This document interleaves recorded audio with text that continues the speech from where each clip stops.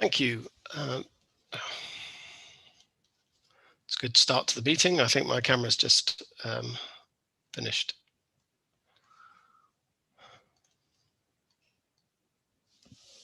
One moment, please.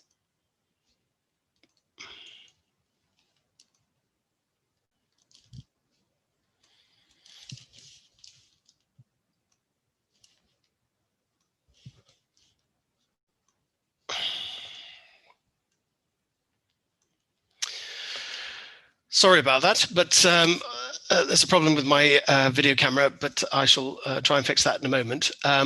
But before I start the business of the meeting, this is Jonathan Lester, the scrutiny chair. Going to chair this meeting this afternoon of the scrutiny meeting, where on the item on the agenda will be the annual report of the March's LEP. But before we go to that, I will go to each committee member to confirm that they can hear and be heard. It's a legal requirement for me to do so. If you can, please ensure that your video is on so that you can be seen by those attending the meeting, and I'll be trying to fix mine in a moment shortly. Please advise me once or if at any time during the meeting you experience any technical difficulties like I've done, but in particular those that stop you from being heard or hearing the process of the meeting. I will now call on each councillor's name in turn. Please, can you speak to confirm that you are able to hear me, and that you are, I will confirm that I can hear you too. First of all, Councillor Tracy Bowes. Good afternoon, Chair. Yes, I can see and hear you. Well, not see you, but hear you. Yep. Okay, thank you. Councillor Jenny Hewitt. Thank you, Chair. I can see and hear you. Thank you. Councillor Paul Roan. Yeah, thank you, Chair. I can hear you and occasionally see you. Okay, thank you. Councillor Louis Stark. Yes, Chair, I can hear you. And afternoon, everyone. Thank you. And last but by no means least, Councillor William Wilding. Thank you, Chair. Yeah, I can hear, see everything that's going on. Thank you. So I would also like to welcome the following representatives from the March's Local Enterprise Partnership. We have Mandy Thorne, the chair. We have Jill Hamer, the chief executive. Ilya Bowes, the director of corporate service. Tim Yeh, the regional senior energy projects officer. Can I confirm that you can all hear me at the very least, if not see me just yet? Yes, we can hear you. At least I can hear you. Yes, I can hear you. Yes, I can hear you. Thank you very much. I would also like to add that there is Councillor Hitchener, who is appointed by the LEP board, appointed to the LEP board, and Councillor Chowns as his deputy. For the avoidance of doubt, the role they will be fulfilling here today is as a member of the council's executive and not as a board member. I have also been advised that the following officers are present. We have Richard Ball, Director of Economy and Place, Andrew Lovegrove, the Chief Finance Officer, and Roger Allenby, the Head of Economic Development. Is there anyone else I have overlooked? Chair, you have Alice McAlpine, Senior Solicitor for the Council, in attendance as well. That's right, absolutely. Thank you very much for that. Thank you for attending.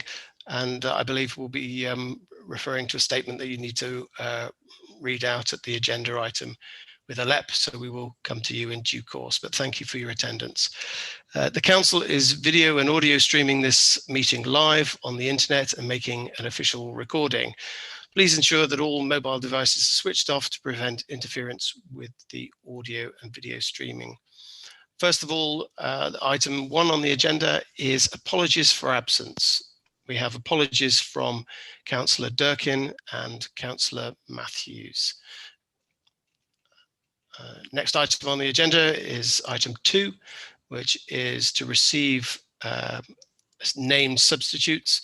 We have a named substitute of Councillor Roan in for Councillor Durkin, but we do not have a substitute for Councillor Matthews. Next item on the agenda is item number 3, which is declaration of interests. Please indicate by raising your virtual hand if you wish to declare a Schedule 1, Schedule 2, or any declarable interest, and I will call each councillor in turn. Any declarations of interest? No.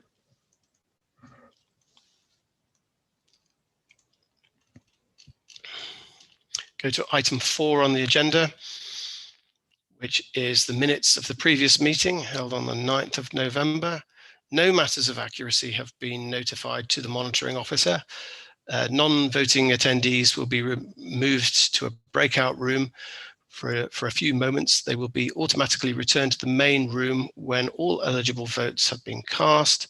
Please can non-voting attendees now be removed from the main room and the number of voting members be confirmed.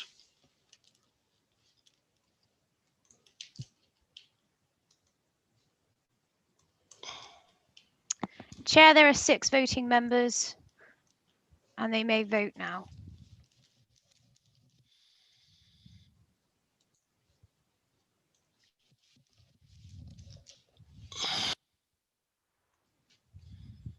Those have been unanimously accepted, Chair. Thank you.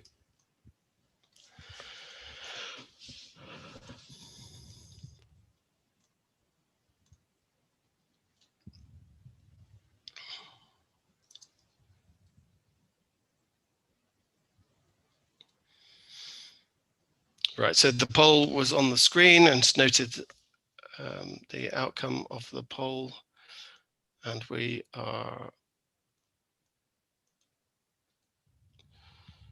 Can I ask Democratic Services to confirm the result, please? Oh yes, it was unanimous in favour to approve those minutes, Chair. Sorry, all 6 members. Thank you. Next item on the agenda is item 5, which is questions from the public. We have received one question from the public, and as a response, that has been published as a supplement to the agenda. Is there a supplementary question? Have we received a supplementary question? There was no supplementary, Chairman. Right. Okay. Thank you very much. Well, then that the question and the answer have been published. So next item on the agenda is questions from members of the council, and there have been no questions from councillors. So we now move on to the item on the agenda 7, which is the March's Local Enterprise Partnership update. We're very delighted to welcome the representatives from the LEP, and we appreciate their attendance.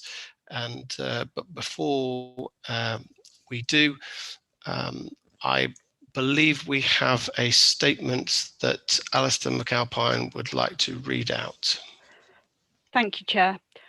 Given the dispute between the LEP in regards of the termination and clawback of the Southwide Transport Package, it's considered not appropriate to discuss matters set out in paragraphs 42 and 43 of the report in front of you at this meeting. There may be an opportunity in the future for us to report back on any outcomes in the appropriate fashion. Thank you for that announcement. And before we go over to the contributors from the LEP, I would now like to invite Roger Allenby from Herefordshire Council to introduce the report, and then we can then go to Jill Hamer to present the details. Over to Roger Allenby. Thank you. Thank you, Councillor Lester. Relatively short and sweet. Obviously here today to review the annual report from partners at the March's Local Enterprise Partnership. If the scrutiny committee recalls that the LEP attended about this time last year and asked if they could please attend annually, because part of the the LEP's own governance and government reporting to government requires them to attend the scrutiny committees of all 3 local authorities. So Jill and Mandy do similar for Telford and Wrekin Council and Shropshire on an annual basis. And the General Scrutiny Committee kindly agreed, our General Scrutiny Committee kindly agreed that they could return annually to provide an update. So the report that's been circulated has been, although in council terms comes in my name, has been drafted and written kindly by Jill and Mandy and colleagues to provide that overview, and I think Jill I'll talk you through a summary of that from the slides that were circulated as an appendix to that report now.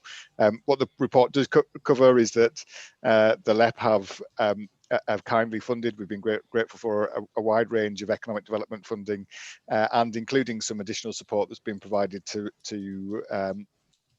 help the county recover from, or work through and then recover from the impacts of COVID-19.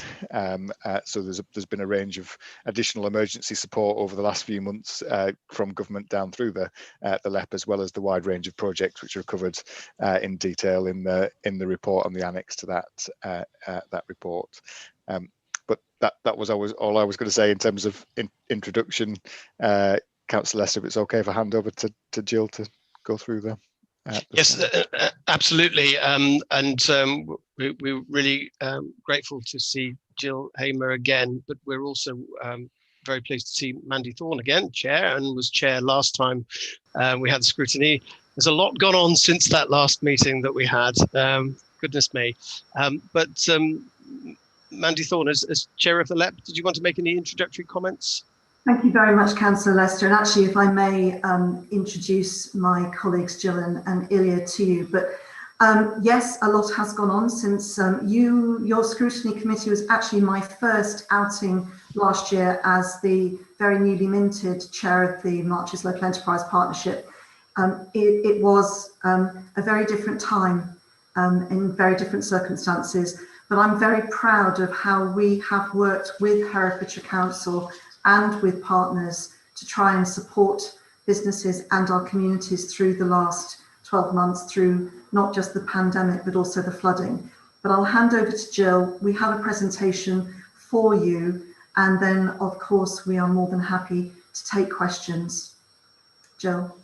Thank you. So just to set some context here, if you can put it onto, is it possible to go on full screen, Tim, or yeah? That's it. Brilliant. Thank you, Tim. And thank you, everybody, for inviting us back. And it's just a great pleasure because a lot has gone on in your area and a lot of very positive activity has gone on in the last year since we saw you last autumn. And just to say, as well as myself, Ilya Bowles, a new colleague who's joined us in October, and will be very happy to talk through the developments and the changes we've made to our governance structures. And then last but by no means least, Tim Yare has also joined us from the team.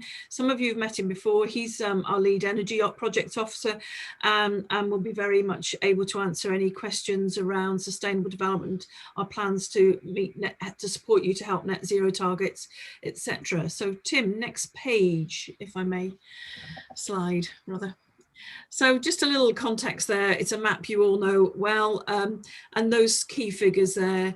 It continues to be, we continue to be one of the largest geographical local enterprise partnerships in the area, and those are the most up-to-date stats we have on population across the area and numbers of businesses. I'm hoping they haven't gone down too much, but I suspect some of those numbers of businesses have gone down somewhat in the last few months. But we'll wait and see, and that's part of something I'll talk to you about later on in the slides, and just a feel for where we are in the location. But I think most of you will be very familiar with that. And of course, last but by no means least, the real importance, not only our key growth points, but our market towns and the excellent quality of life here that we do try and use very strongly, Mandy and I, in promoting the Marches area to our colleagues and ministers in London. Next slide, please, Tim. So just an overview there. We, obviously Mandy joined us last November, and it was literally her first outing was to your last meeting of this committee, where we gave a report and an update last year. Board structure hasn't actually changed since this time last year. We're still 15 board members, as there is a list of all the board members in your pack. And we still very much have the 3 chairs of our business boards from Herefordshire, Shropshire and Telford and Wrekin area, representing their constituencies that are members of their committees. And we also have another 7, 8 private sector board members representing different key sectors and initiatives. As we indicated, I think this time last year, we'd already become a company limited by guarantee in Feb 2019. We have a very robust assurance framework, and Ilya is currently going through the quite lengthy journey of updating it and making sure it's current in time for the January LEP board meeting. And we continue to be monitored and reviewed by the government for the activities that we undertake. We had a mid-year review which came out very positively, and we have another one scheduled for January, February, date yet to be confirmed. And as we've already indicated, I think Roger did, we also attend scrutiny sessions, not only with yourselves. We're actually with Telford on Monday evening, Tuesday, oh God, what day of the week am I? Wednesday evening, sorry for that. And we were at Shropshire in September. Next slide, please, Tim. So some really positive stuff has happened, as I say, in the past year, with some real projects that have secured funding in the last couple of years that are now really coming to fruition in your area. And the Cyber Centre and Security Centre, don't want to steal your thunder, you're a key partner in that with the University of Wolverhampton. Wow, what can I say? NMIT launching last week, brilliant news. I've been working on that project since I arrived 5 years ago. And as I have said to a number of people, you know, it's brilliant that we've got there. Now over 10 million, well, just 10 million is being invested in that project through Local Growth Fund and Get Building Fund. So that's great from that point of view. And obviously all of the energy and resource that your own team have been putting in to make sure that that's a success going forward. Ongoing challenges around broadband, still a big issue, but we've been investing funding about a couple of million in your area over the last few years, and then ongoing investment into the colleges, both Herefordshire Group Training and into the new into Herefordshire and Ludlow. And now North Shropshire College, one of the largest college campuses in the country, I think now, spanning all the way up the marches, headed up by the new principal that's arrived this summer.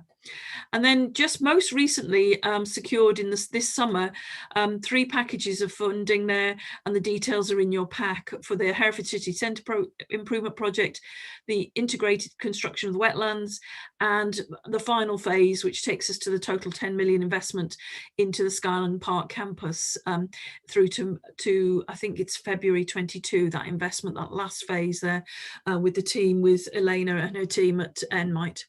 But working through the good offices of yourselves, as you're the accountable body for the bulk of that money, which has really moved things along in making sure that project is a success. Next slide, please. Skyland Park, Mark and his chair, Andrew Manning Cox, continue to champion and promote the project, which is very much one of our first projects that came out of the LEP world in kind of 2013-14, in fact. And again, a big project there that's coming to fruition, and I'm sure some of you have already toured it. I haven't, I've only seen it in pictures in the last 8 months, but we're at a loan of 2.49 million there to that project to yourselves as a council. And then Tim has already did a presentation to your task and finish group on climate change back in the summer, which Ellie and 1 or 2 others were present at, Councillor Chown, sorry, were present at, and we talked through what the plans that Tim has in making sure that that comes to fruition and the actions within that, and works very closely with your team in the council. Similarly, Alexia Heath in your council is very closely linked and a key and active member of our Marches Skills Advisory Panel, along with all of the principals from the colleges and those with the university presence here in the Marches also attend that, along with business people, to really make sure that we've got we know what the skills challenges are, and it has done an awful lot of work in the last year, which we can provide you much more information on to understand the skills deficiencies and needs and areas for expansion, and that is really helping inform and shape. I know I've been talking to the 3 college principals in the Marches the other day to help them shape their curriculum going forward. Ongoing activity, again, which your team here down on the Enterprise Zone, when they were physically had a presence, but have been delivering fantastic support over the last 8 to 9 months, virtually, with lots of workshops, virtual workshops with partners. So Roger and his team have really helped move that on, great guns, as well as the huge amount of work you've had yourselves in delivering the grant schemes that the government awarded through local authorities for local businesses and self-employed and others. And then we have an ongoing challenge. Our industrial strategy draft went in last December. I think it'd be best to say it's been parked for the time being because COVID hit us in February, March.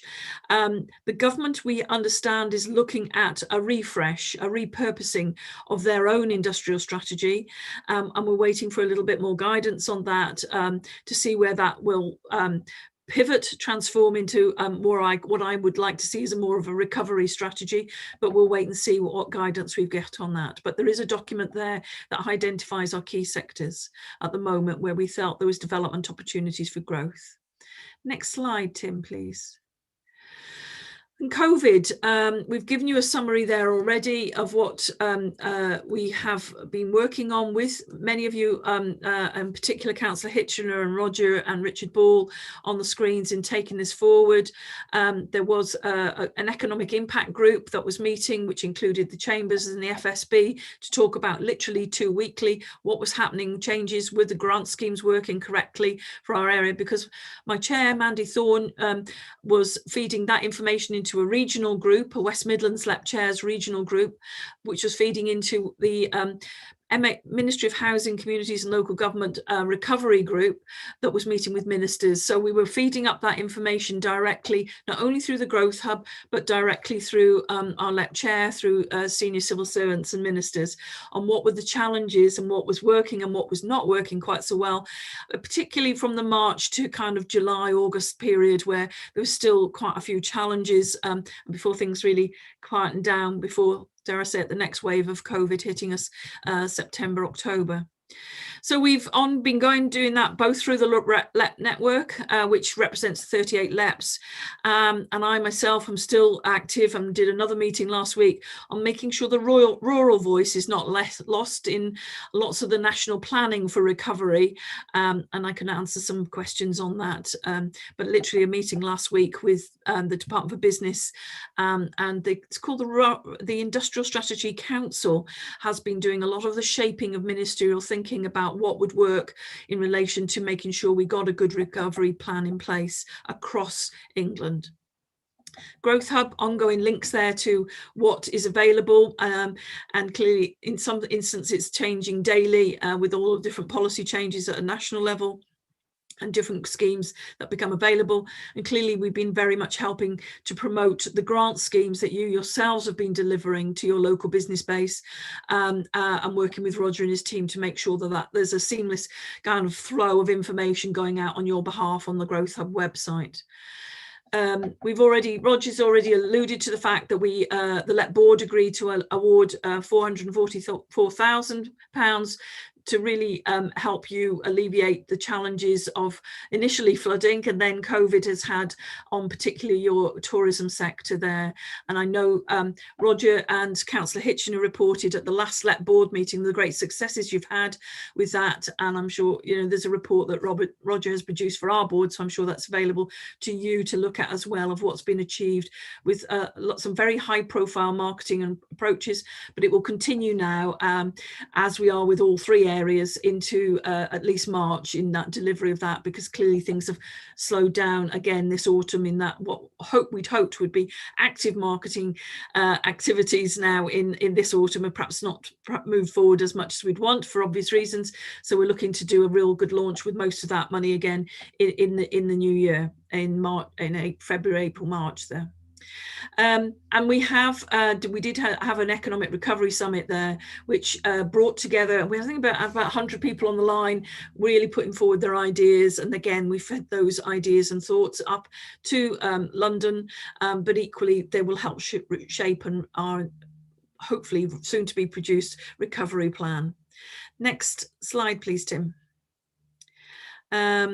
And that's really what's coming this next year. It's a bit of a crystal ball gazing exercise for us at the moment. Obviously, the Prime Minister announced a 10-point plan the other week, and we've got Tim working through that and how that will help us deliver our various plans, in particular our energy strategy. We have had the comprehensive spending review. I'm literally sitting here waiting to find out what that really means for LEPs and what future funding may be made available either via LEPs or local authorities or other bodies to deliver some sort of recovery plans for this financial year. But we have not yet heard what that means for us, the detail. And equally, we've not yet heard our level of funding for our core team, never mind for recovery planning next year. But I'm expecting it in the next week or two. And just to say, we work very closely ongoing with the colleagues in the Combined Authority in the West Midlands, our active participants in the Midlands Engine Partnerships, which is everything from the Marches through to the Wash over and Lincolnshire. And some of you will be familiar with Midlands Connect already. They're the subnational transport body for our Midlands Engine area, so very active there. And we still work closely with our colleagues in the growing Mid Wales Partnership, which is Powys and Ceredigion, to really look at common issues.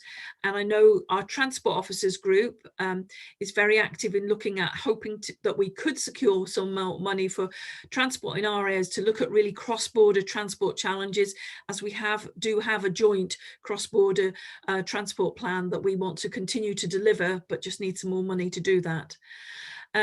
Ongoing business support, we are hearing the government is going to put more money into via the growth hubs. I'm waiting for the figures on that again after the comprehensive spending review, because I think it's proved invaluable. And I think Roger, Nick Webster, Lindsay and your team and others have been very busy in making and directing businesses, SME businesses, to the support and help and advice that is available in our areas. And I know Lindsay has just gone through a process of recruiting some virtual advisors for you, which is great news, so that you've got more support for businesses in Herefordshire. And we'll just go on trying to champion our local growth generally, and in those areas around energy efficiency and environmental sustainable development, in particular in our food processing and packaging, and cyber security, which obviously fits very closely with the cyber centre down here in Herefordshire. I think this is my last slide. You've probably heard enough from me. Next slide, Tim. Yeah, so there's just links there. You've got the report, this presentation in your pack. Do come back if you don't feel that I cover everything today, and you know, put questions to us now. I'm going to assume most people have, or all people have read our report that we've worked on together with Roger and Richard. So do fire away with questions. Thank you very much, Jill, and apologies for it wasn't anything intended other than to say that I missed that. We're very grateful for the fact that Councillor Liz Harvey and Councillor John Harrington are in attendance, and I should have mentioned them at the start, so apologies for missing them, and they're very welcome. Obviously keen to hear how the discussion goes. So, right, okay, we have scrutiny members who are keen to ask their questions, and first is Councillor Hewitt. Okay, thank you very much for that presentation. That was most interesting, and good to see you back after a year, even if it has been the most horrible year. I want to start with a little bit of disappointed reflection, really, so I hope you'll bear with me. The process of getting to an evidenced appraisal of the options available to achieve our transport objectives, both in the city and in the county, that is our recent transport review, has been detailed, expensive and lengthy, entailing a process which involved expert consultancy, scrutiny, cabinet, and finally will be followed up by a vote at full council. Along the way, it has sought the views of the public, stakeholders.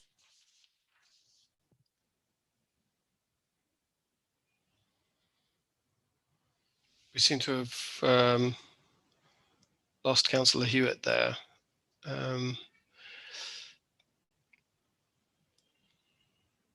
Just wait a few moments to see if Councillor Hewitt reappears. If not, I think we will go to Councillor Stark's question and then come back to Councillor Hewitt's question.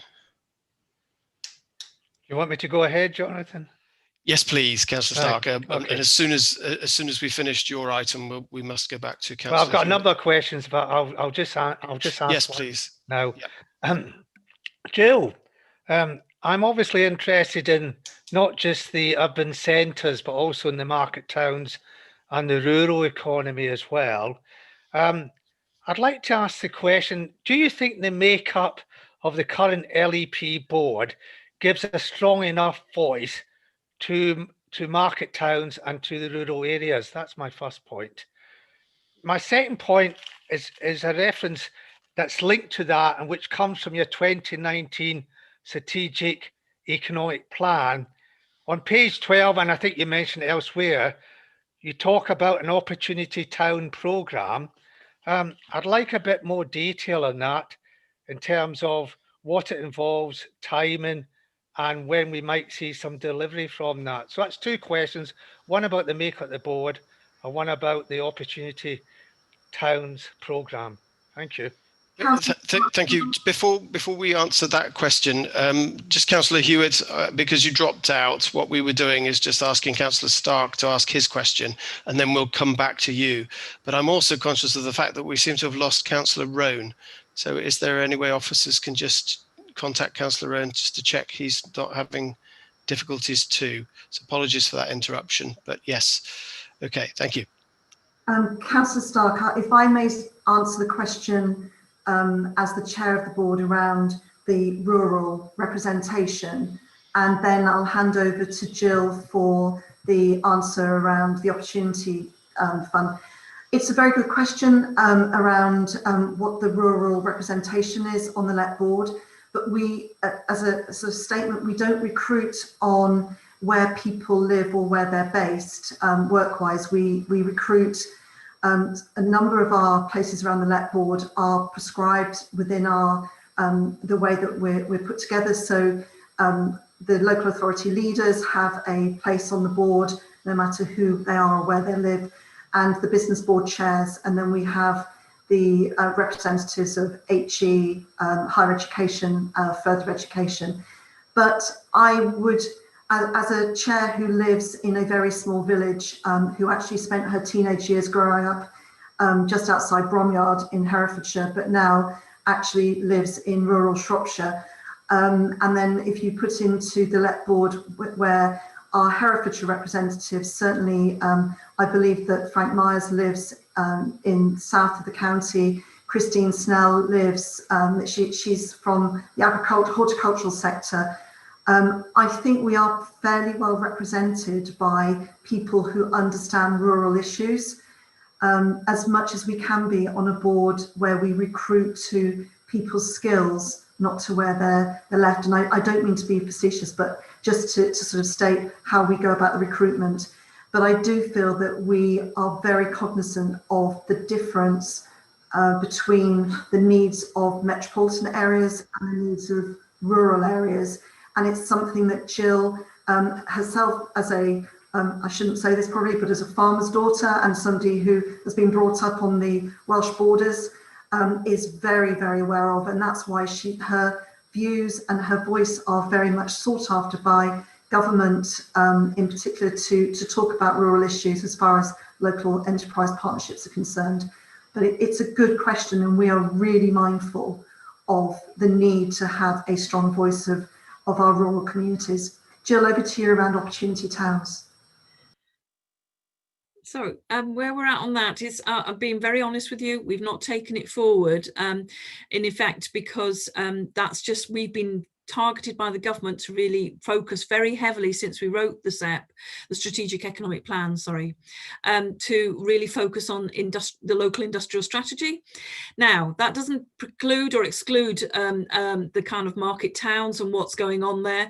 And we are continuing to work with and for the different areas with the three local authority leaders and the teams in the local authorities for them to bring forward the projects that they want and see as a priority for their area. But we've not secured any dedicated funding for market towns other than the money that came in through for Leominster and Oswestry under the heritage funding earlier this year. So we haven't taken that forward. It's still there. There's quite a number of things in our plan that we haven't, and we'll work with Richard Ball and Roger and those looking at priorities, but we're on prioritisation. We're just hopefully in the position now, coming the spring, to put forward another project pipeline of projects. And clearly it's important that yourselves as a council work up those priorities and bring them forward, because it is your council colleagues that bring those projects forward to the LEP board. It's not the LEP board determining what they fund in each of those areas. Ultimately, it's that we ask people for a project list to bring those forward. So if they bring forward projects from anywhere else outside of Hereford, so be it, as priorities within your own council.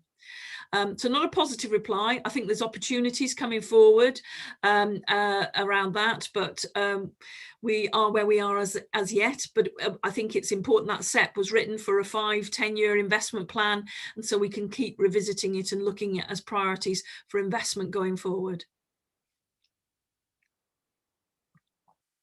Don't know whether I've answered your question there, Councillor Stark.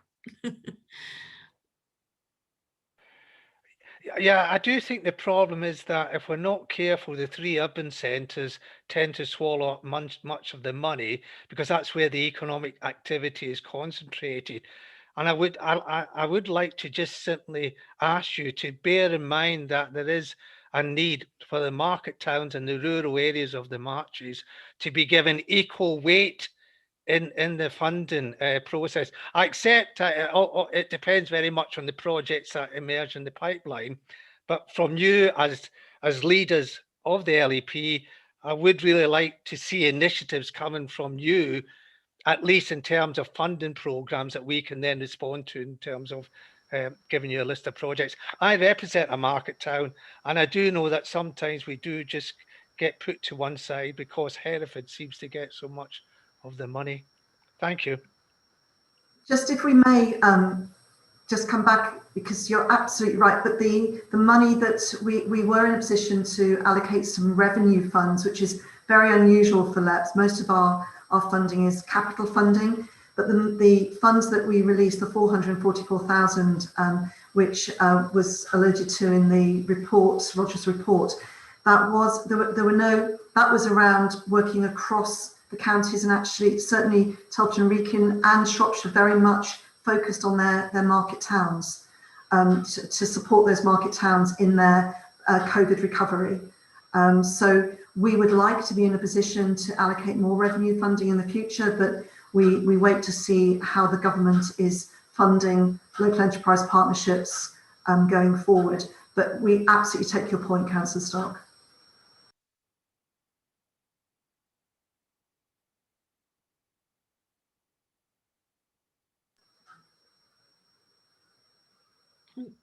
Councillor Lister, you're on mute.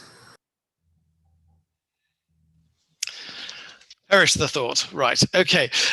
Just thank you to the LEP representatives for those responses that we've just heard.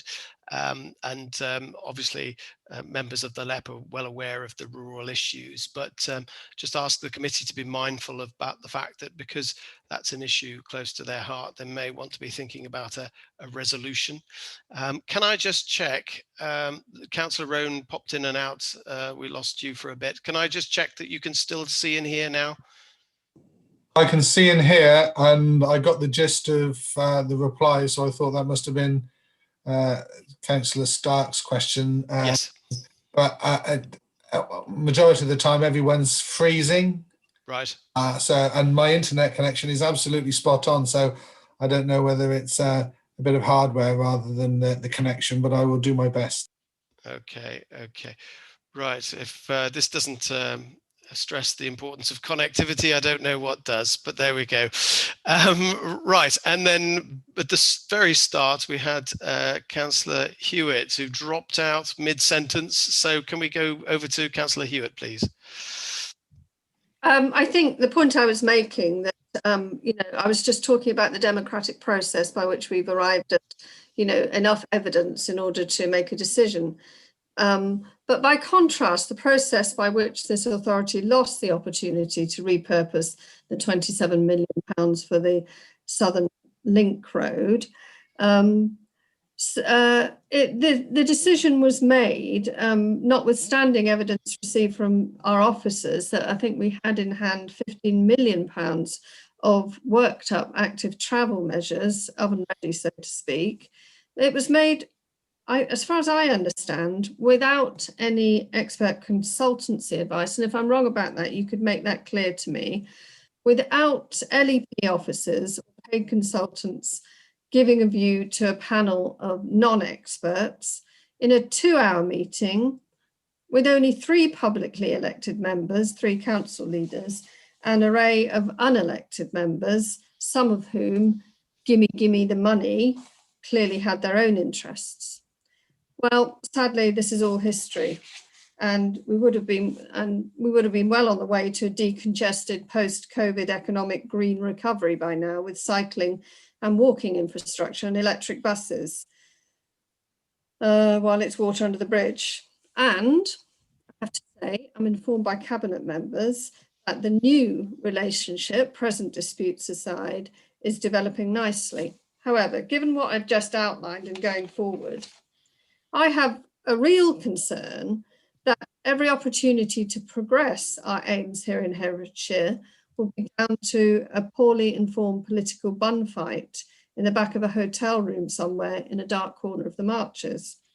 So my question is, are you now confident, because I see you've been putting in place governance structures, that you have in place safe and accountable governance procedures which evidence decisions which involve large sums of public money? Mandy Thorne, did you want to go first? Or? If I may, Councillor Hewitt, thank you for your question. We have always worked to our assurance and accountability framework, which goes through considerable checking from our colleagues at Ministry of Housing and MHCLG, I can never remember what all the initials stand for, and BAYS. And of course, the 3 local authorities leaders are on the board. And the board, we don't, sadly, in a way, we certainly don't meet in darkened hotel rooms anymore. It's always via Zoom. But our meetings are now in public, and we take every care with every decision. And there is considerable liaison and with all our officers from within the local authorities, as well as the LEP officers. And we do take independent advice as well, where we are required to do so. So no decisions are in darkened corners between people going, gimme, gimme, gimme. That's not how the LEP works.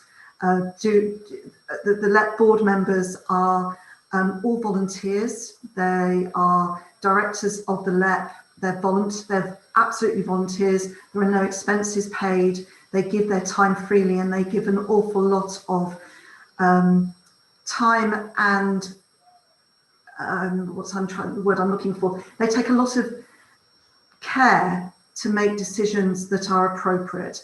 Jill, I don't know if you want to come in on the way that we actually sort of sense check our decisions and how that works. But if I can also say, Councillor Hugh, our meetings are now in public. That was something that I was very keen to make sure that we had in place. It's not necessarily been easy with this type of virtual. In fact, I'm actually very impressed by your virtual platform. I think we need to do some investigating on that. But it's not always easy. But we do absolutely believe in being transparent. That's a very, very important part of my beliefs. Jill, do you want to come in here? I think just on the point about all projects are assessed. We're using an independent technical evaluator and scored, and we have those assessments taken by in the reallocation of the funding that we reallocated in March this year was done by Hatchery Generous. An independent evaluator was done on that, and the projects and the value for money. And that's the key for us. We always have to look at value for money and the impact and the outputs. So again, I'm going to push back a bit. It's really up for those that put forward the projects to really demonstrate that they will make an economic impact in the marches. Some of it is very much place-based, I accept. But it is important that the project promoters, that includes yourself, the Herefordshire Council, Shropshire Council, Telford and Wrekin Council, Hereford Ludlow College, universities, etc., NMIT, they have to put forward a strong case. And yes, it's a competition. We have only secured, but it's not a small sum, in the region of about 105 million through a local growth deal, of which 10 million has gone to NMIT. And we have secured just recently over the summer another 14 million in Getting Building Fund. And that was a very fast process, as Roger and some of the others on the screen know, to get projects forward. And that brought forward your Hereford City Centre project, the Wetlands project, which I know people at Ellie has been close to, and the final phase of NMIT. So we are a little bit dependent on your own colleagues putting forward the priority projects, and where, well, very much dependent really. They bring forward the projects. We don't write the projects, they bring them forward, and we independently assess them and put recommendations to the board to decide on how they wish to allocate that funding. Thank you for those answers. I presume, Councillor Hugh, you just wanted to come back briefly before we go over to the next. Yeah, I mean, the point is, these are all volunteers. One of the things that you need to do to evaluate what's brought to you is to have people with an understanding of what it is that's being brought to them, and in order to weigh it up. And I'm just wondering, because it's a huge amount of public money, I'm just wondering how a group of volunteers and then people with, elected for their own particular areas are going to be able to make a competent decision, and I see you've been looking very strongly at your processes and,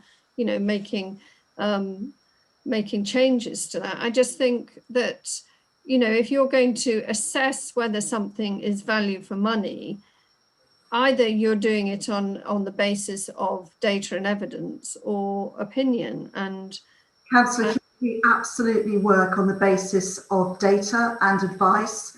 That's why we have independent technical advice that comes into the board. We also work very, very closely with the officers in each of our 3 local authorities. And this is done with an incredible amount of care, and the people who sit around the board table all have significant skills and experience in lots of different areas, in whether that's running businesses, whether it's working in sectors that actually have bids that come forward. So if I may, I will push back and say that yes, we are volunteers in as much as that we give our time freely, but we take those responsibilities very, very carefully, and we consider every decision that we make. We are responsible to make sure that we can deliver the outputs as a region, as the marches, that the outputs that we have bid for are able to be delivered across all the projects. And we need to make sure that we do that in a considered way, and a way that does stand up to scrutiny and we are confident that we can actually demonstrate that with the technical expertise that we bring in whenever we need it. And then the final check on that, though, is they go back to Whitehall for a final check and whether they will give us the money for the named projects. So is a real check and balance on that one. Well, I just want to make a couple of points, is that, we're talking about how do we independently assess projects, and, people who are volunteers aren't always doing it out of altruism. There's a whole history of people that will volunteer because they know there might be a good outcome in it for them. But I don't want to go too much longer on this point, just to say that you're saying that you had a review in September the 28th, I think it was. And I'm interested to hear what was actually said about the review of this LEP in that time. I can make the report available. It went to our LEP board. It's in our minutes of the LEP board of that. And there's a report. That's where MHCLG and BEIS come in and look at all of our governance processes, our forward planning and strategic planning, and our actual delivery of projects. And they look at all three aspects of that. And we were deemed last January as good on all levels. I'll very happily share with you the report that came out of the September meeting. I think I have shared it with the board already, but I can share it. It's a public document, so there's no problem there. But sorry, Jill, but if I may, Councillor here, I feel that the way, no, not feel, I know the way that the LEP board is made up with representatives from across the marches, both political representatives, but also people who come from Herefordshire, from Tolkien, Wrekin and from Shropshire. I think the suggestion that people are volunteering on the LEP board for reasons that are not of altruism and not for public service, I take that accusation very seriously. Well, actually, it's a question. It wasn't an accusation. It's because, I'm a new councillor and we have to do all sorts of declarations of interest when we become new councillors. And I'm just asking you the simple questions about how you're set up. Do you do declarations? Absolutely. Yes. Absolutely, we do. Okay, can I come in there? And Councillor Hewitt, I think Jill Hamer and Mandy Thought have gone to some good lengths to give you an answer to that question. So if we can move on, thank you for those answers. Right, we've had Councillor Bowes waiting very patiently. Over to you. Thank you, Chair. Apologies, I'm looking at two monitors, so I'm not ignoring you all. I'm trying to multi-skill. Thank you for attending the meeting and for giving the presentation. We're obviously very pleased to see investment in Herefordshire, and long may this continue. So I've got lots of different questions, so I'll do them in sets to give everybody else a chance to have their say. So the first question that I was going to ask, based on the 2017 data, my question is around national funding. So the latest figures quoted in the government 2020 report, the Marches LEP has had the fifth greatest reduction in national grant funding of any LEP in the UK. I'm just curious as to why you think that is, and what have you done to ensure that we get what we need to do business in the 21st century, and how successful have you been in getting that, and what are your current priorities for national investment? Jill, do you want to answer that? Yeah. So I must admit I haven't seen the report that you're referring to, so I'm a bit blindsided on that one, because invariably, or actually what's happened ever since I've been here in the last 5-6 years, is the allocations we've been awarded are per capita, basically, on the basis of number of businesses and our population.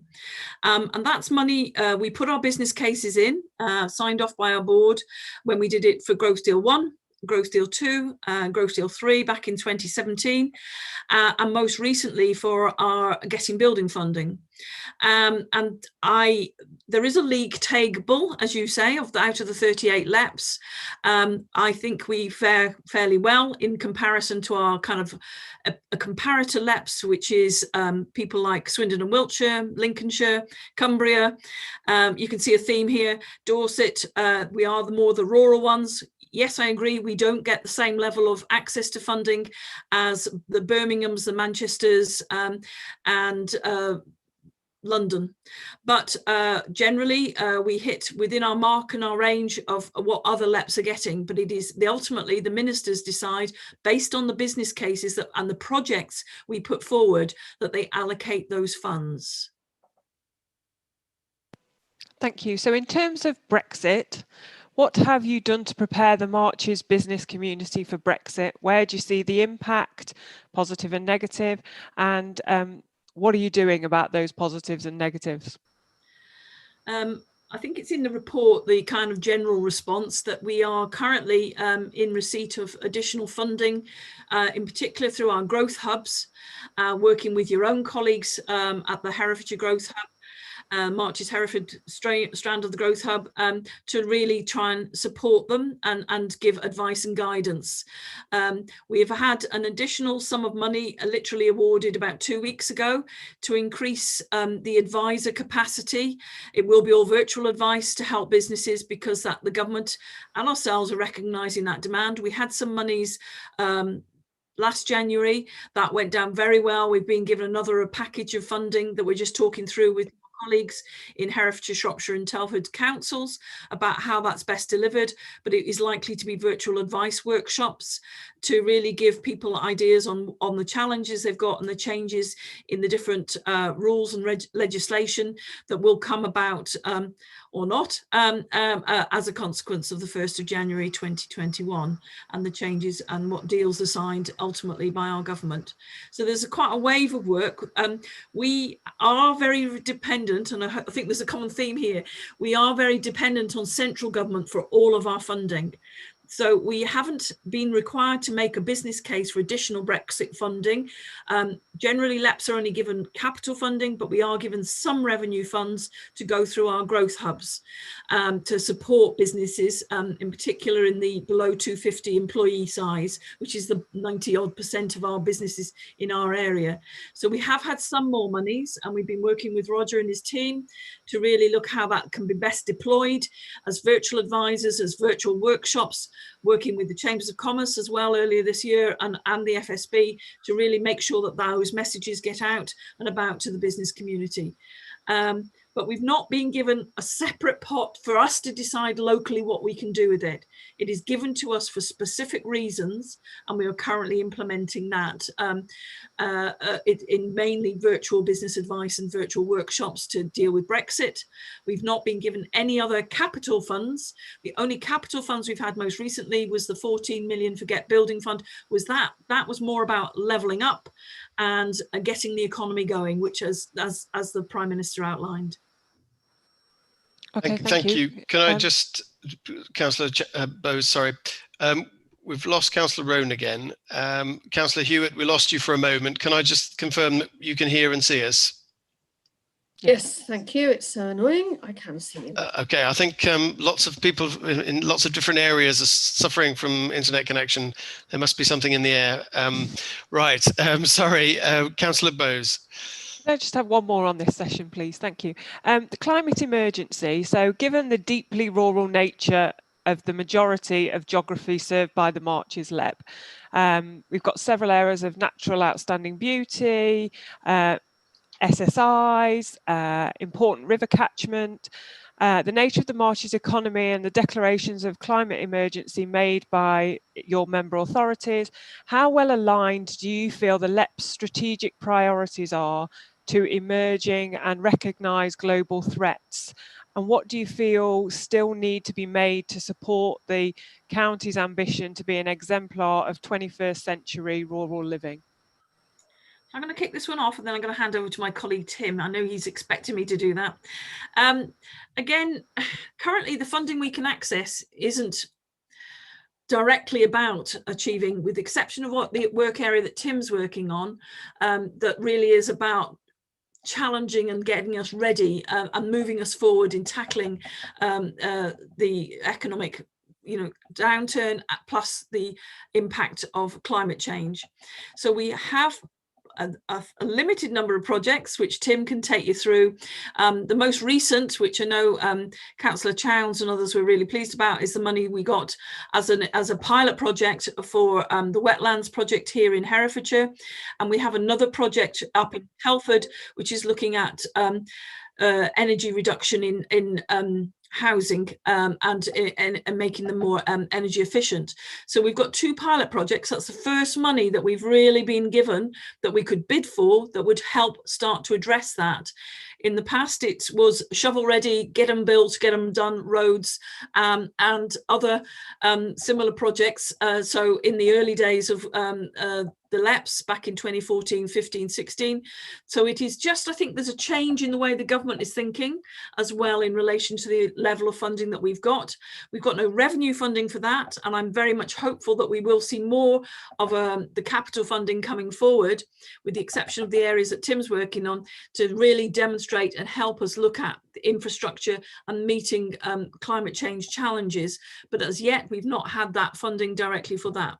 Tim, I'm going to hand over to you, because Tim put in place our energy strategy for the area, which he did take your task and finish group through back in July. And Tim, you were delivering a number of projects now to help deliver the energy strategy, and we secured money from Europe and other areas nationally to help address these challenges. Tim, over to you.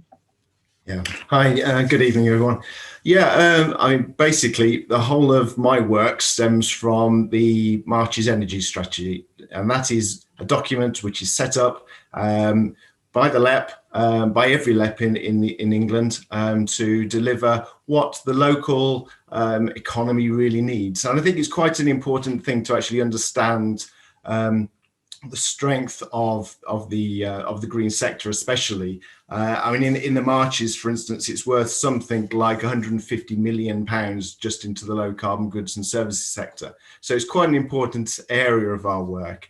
And the strategy really sets out to identify potential projects or the potential problems which exist, and then the projects to actually overcome that. So one of the big issues that we'll hear time and time again is the fact that there's massive constraints on the energy network, the electricity network, and that's a big thing in Herefordshire particularly. So the energy strategies start to set out how do we actually start to overcome some of these projects.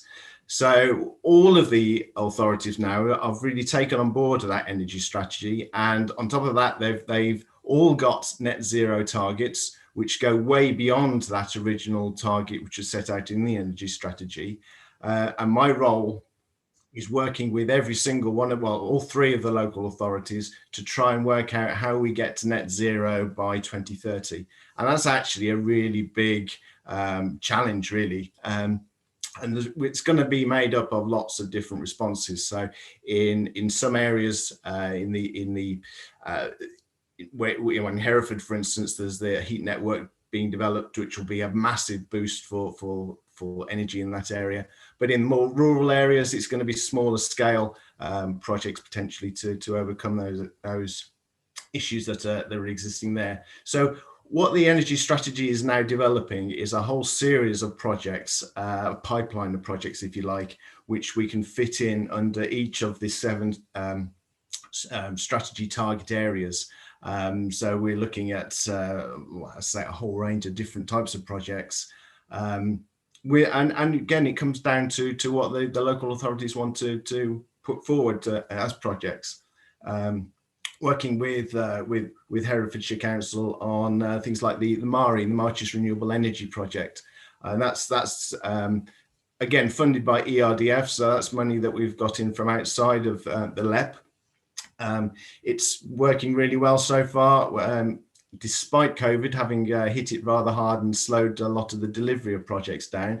We've got something like 140 expressions of interest have come in from SMEs or parish councils or community groups from across the Marches to actually install a significant amount of new renewable technologies. And that's the sort of project we're looking to promote. And so far, I think we've got something in the region of £358,000 gone out to actually install new renewables in the Marches. So that's about well, I guess we're coming up to about a third of the way through, so we've still got a lot more money and a lot more renewables we could install within the marches, but it is dependent on people coming forward to us to actually demonstrate what they would like to see done in the region.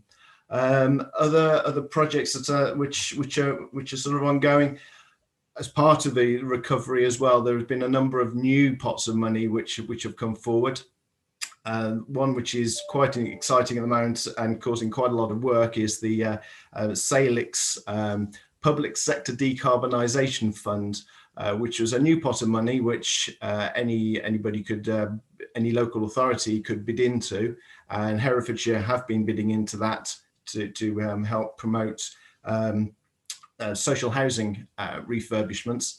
Unfortunately, because this money is so last minute, we've had to really push very hard, and it's taken a lot of time, a significant chunk of our time to actually get some of these projects through. So in the marches, we've got, I think we've got 2 or 3 different funds applications going under that one. Going forward as well, there's also the local authority delivery element of the Green Homes Grant, which you probably all have heard about. That's another substantial pot of money with very, very short timescales to deliver stuff by the 31st of March. So we've got a lot of different projects on the go. We're always looking to develop this pipeline of work. So one of the things that's come to light because of the short timescales of the sort of the SALIX and the Green Homes Grant is if we've got these projects ready to go, and if we can work with the councils or the business boards and the LEP to actually develop these things, so we've got a load of projects ready to go. If we come across this situation again when we've got short timescales, we can be there with the projects on the shelf saying, here we go, how about this one? I mean, ultimate decisions don't always come down to ourselves. It often goes back to the funder to say yay or nay. But it's the sort of area that I hope with developing the pipeline of work that we are, then we'll get that way. The last thing I want to also mention is that it's to actually deliver the energy strategy, we have now got a steering group which meets bi-monthly, made up of representatives from the local authority, from the officers, from the business board, so local businesses, and from local community representatives as well. So we like to think that we've got quite a good balance within that team to actually put forward this pipeline of work. So we've got projects which help everybody, help the whole of the marches to deliver what they want to see. Thank you, and I think that's a really good point that we need to have these projects ready to go. So thank you. Right, thank you. I'm conscious of the fact that Councillor Roan has once again dropped out because he was next to ask a question, but we will go over to Councillor Stark. Thank you. This is the second time I've been a substitute. Thank you, Chair. My question is around transport, which is a significant contributor to climate change. COVID-19 has dominated this year, but I want to remind ourselves of the dreadful flooding that happened in 2019 and 2020. Flooding that was unprecedented in modern times. If I can refer to page 50 of the Strategic Economic Plan of 2019 again, you give some statistics on the growth in traffic volumes across the marches, which are quite frightening. You talk about the fact that there's 2.6 billion miles of vehicle movements each year, and that has grown by 22% since the year 2000. In that time, we've had some of the hottest years on record. Transport is a major contributor to climate change. Obviously, a lot of these projects come through you, and if you continue simply to support that sort of growth in traffic volume, then we will have a counter sort of balance to that, which will be more extreme weather, more extreme flooding, which hits the economies of the marches. So I just wondered whether you were willing to look again at your 2019 Strategic Economic Plan and start to think about the indirect impact of road building and increase in traffic volumes on the economy of the marches? Thank you. Thank you for that. I mean, I'm going to sound like a bit like a stuck record. The projects that we put forward come up through the Transport Officers Group, of which you have officers. So the list of priority transport projects that have been invested in to date, like the Hereford new link road within the city itself, the projects up at Shrewsbury are the Oxon Link Road and the Northwest Relief Road. They are not just the LEP putting those projects forward, it is actually the sponsor bodies, which is invariably for road projects, if they come forward and are supported, are coming from yourselves in collaboration with either Highways England or the Department for Transport. So it's a tough one. I don't want to kind of just chuck that one back to you, but the actuality is that the LEP board is only kind of receiving projects from people like the councils. We have got the data, and I think you're probably right, that data that you're referring to is already 4 years out of date. We have an active transport officers group, as I say, which was formerly chaired by a colleague of yours in the council, Jeremy Callard. It's just moved now and rotated to the director of infrastructure over at Telford and Wrekin Council.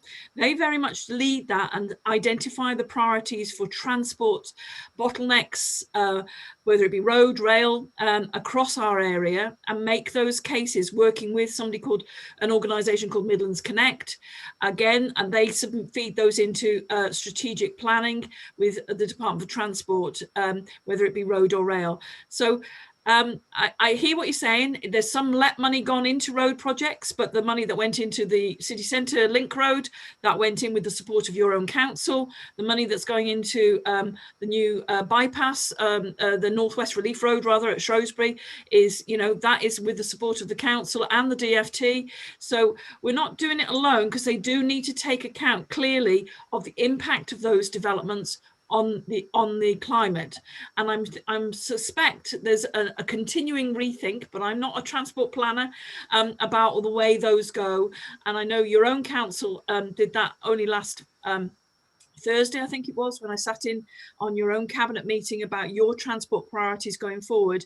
And clearly there will be changes in thinking, modes of travel, the fact we don't have to travel as much now, we're using screens like this. In the old days, I'd have driven for 2 hours or caught a train down to Hereford, to attend your briefing meetings. Things are changing, and I accept our plan probably needs to change that you've quoted from, but it's about us working together, in my view, on those priorities, and working with your changing priorities and the impact of the transport on the climate and on the economy. And I think it's graphs to us all, literally. I know it should have done, and I know Ellie and others would probably say should have done kind of many moons ago, but it is definitely a sea change in those kind of ideas and thinking, where we were when I first joined the LEP. All of the projects were very much road projects, and clearly there's been a sea change in that thinking. But we don't just do this on our own as a LEP. I think if I may, just very quickly, Councillor Lester, and to come back to Councillor Stark, local enterprise partnership, and the partnership is the word that we really do focus on. But also we, as Jill has said before, we bid as a LEP, as with all the other LEPs, we bid for money. And historically, the funding that has been released by this government and its predecessor governments has been around large infrastructure projects. We are very aware as a LEP board that we do need to revisit our strategic economic plan. It's a lot of words. What we need to do is make sure it's actions that are sustainable and resilient going forward.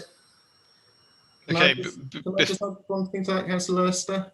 Yes. Yeah. One of the other projects that I work with colleagues across the Midlands in the Midlands Energy Hub to deliver energy projects. One of the reports we've actually had done. Looking, so rather than just this situation, what things can in the future, that's come out is Tim, you're dropping in and out. So yeah, Tim, you're dropping in and out. Leinster is not working. I think we're having all kinds of atmospheric problems at the moment. If we could just pause for 1 second. I've been advised by officers that because that Councillor Rowan and Councillor Hewitt have been dropping in and out, their connections have been dropping in and out, they're not eligible to vote on this agenda item. So that's the legal advice I've been given. The point I would make is that if they are able to talk and to make their feelings known, then councillors will have to bear that in mind. But I mean, currently Councillor Rowan isn't here at all, so I understand that. But I'll just have to go with the legal advice for now. Where were we? Right, okay.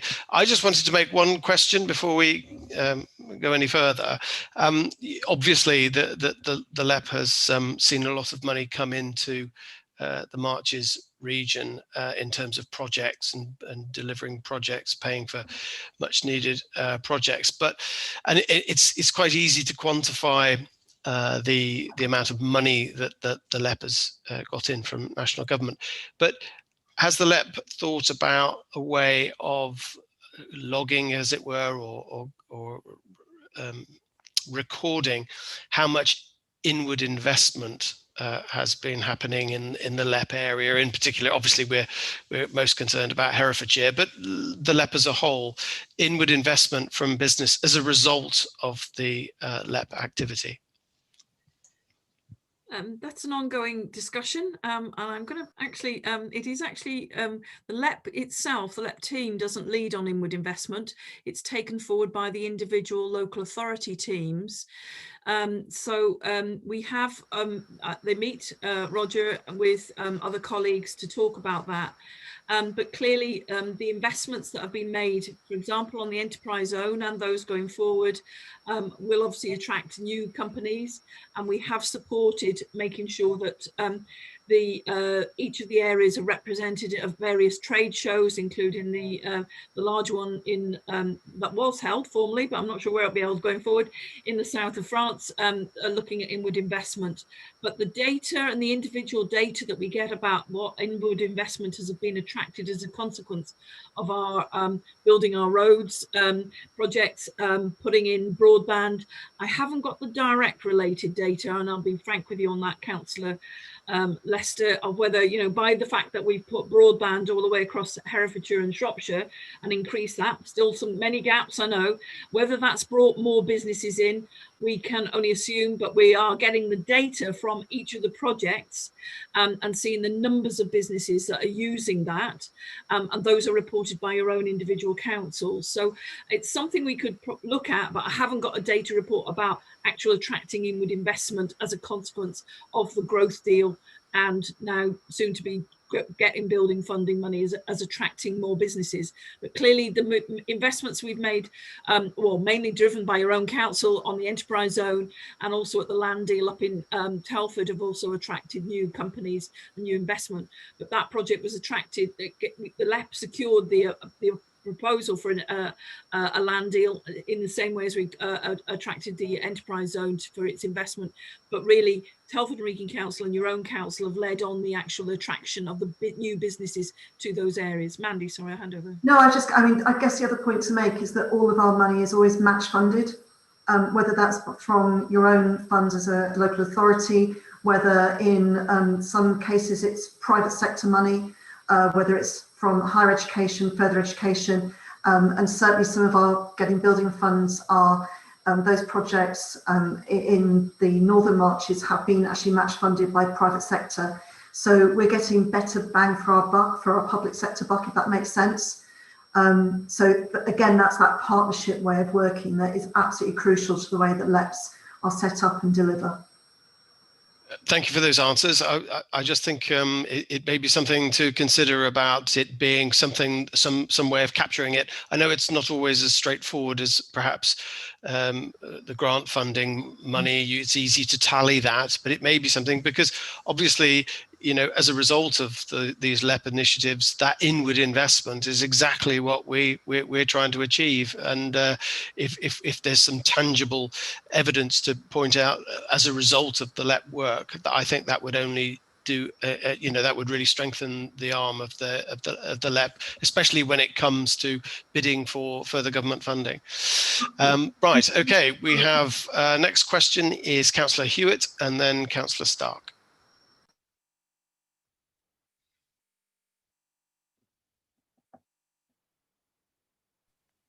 Thank you very much, Chair. And it's been most interesting listening to the balance of whether, the LEP is leading with a vision for the marches as a whole that's basically collected from the 3 visions of the local authorities, and whether they, because the LEP is also a voice that goes to government, so it's collecting information from government and feeding it back to councils. But it's also feeding to government a reflection of what we're saying. And one of the things that I noticed when I was looking through this was that the marches particularly have a very, very high percentage of self-employed people. In fact, probably it's the third highest percentage in the UK.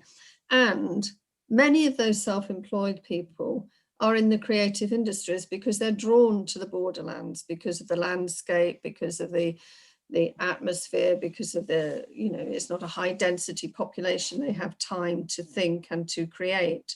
And the creative industries are a really huge part of our economy in Herefordshire, but they don't appear to be reflected in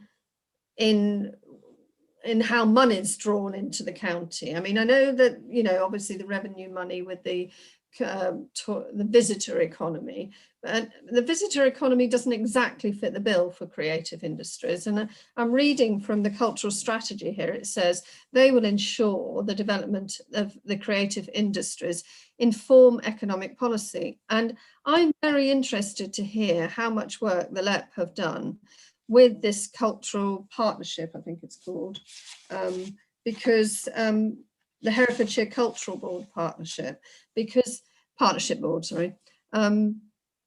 they're, we are really, really creative. Well, actually, the marches are a really creative area, which is a creative county. Anyway, you get my point. I want to hear about it, want to hear what you think about it and what we can do. Jill, do you want to come in? Or, I mean, I absolutely agree with you, by the way, Councillor Hewitt. The marches is the most incredibly creative area. And we need to be blunt. I think we probably need to be better at the engagement. But I'll pass over to Jill unless you just want to say we agree. I mean, it has been easier to engage bluntly. It's been easier to engage, Councillor Hewitt, with the hospitality sector and the visitor economy because of the impact, first of all, of the devastating floods, and then because of COVID.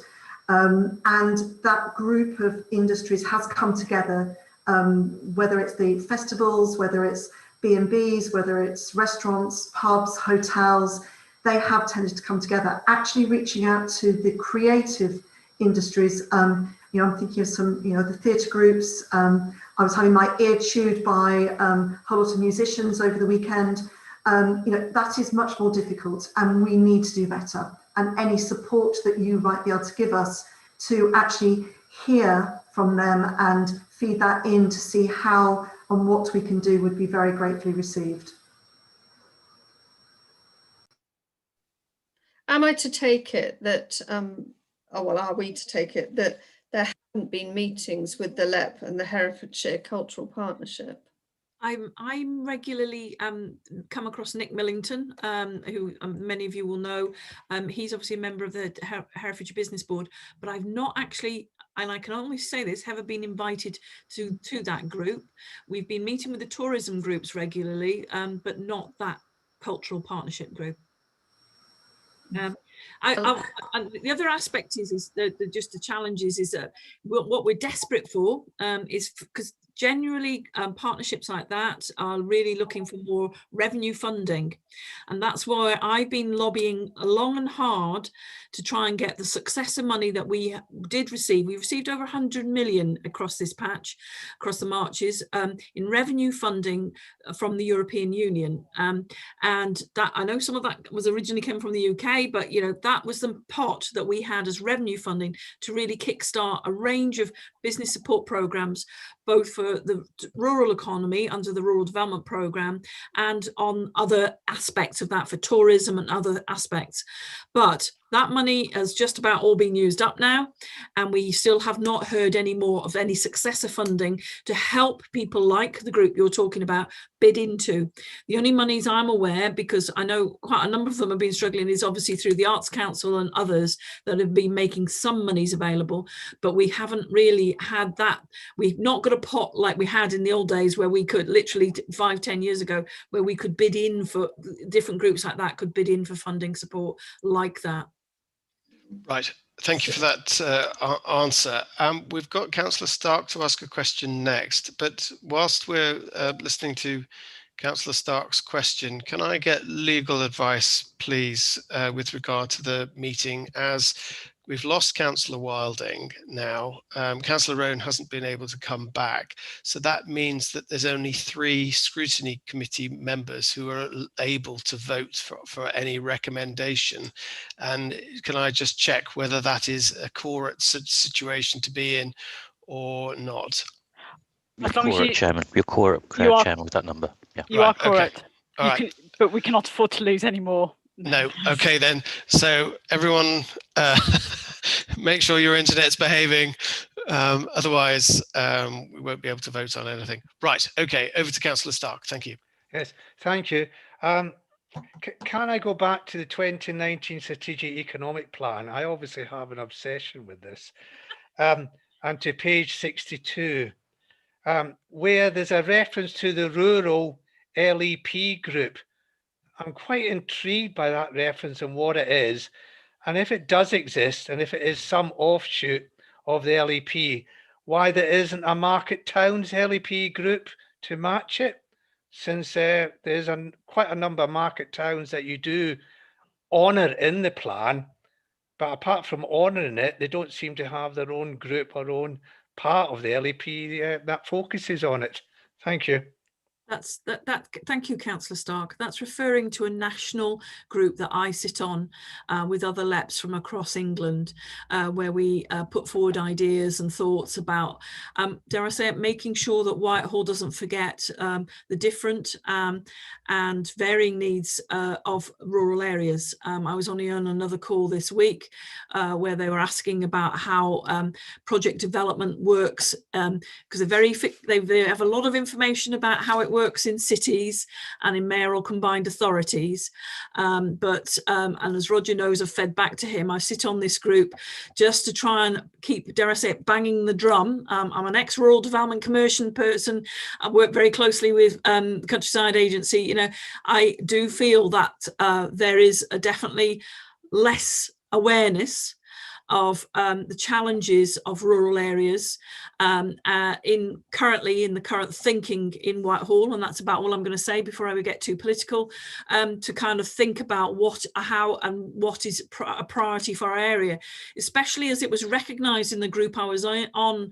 I had colleagues from Yorks and the North Riding with me, and colleagues from Dorset, and colleagues ironically from the Midlands, I call it, because there are obviously rural areas around Stratford and other areas. We were on a call with the Bays the other day, and it's just getting them to be aware of the challenges of running businesses in a rural area and the linkages and the kind of need for better broadband, dare I say that word, and better facilities to help businesses get moving and grow and develop in those areas and get access to markets. Now, clearly broadband will help a lot of that, but we still have our huge gaps in that going forward. And it's just a lobbying body. It isn't a local one, the group you're referring to. It is the one I sit on as a national level, and then feed back out now and again through our operational group with Roger and the other 2 councils to kind of keep them informed.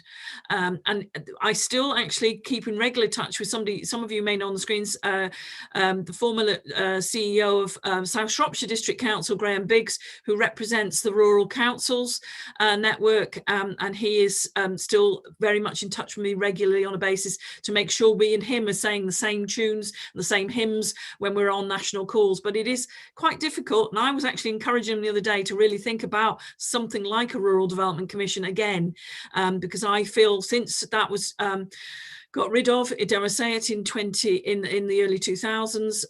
We need to think about where we come from. Mark Pearce, your CEO on the Enterprise Zone, was a huge champion and a member of that august organisation. We have lost momentum in our rural areas in being able to represent ourselves, with a huge focus on city regions, mayoral combined authorities and other things, and it is a challenge for us.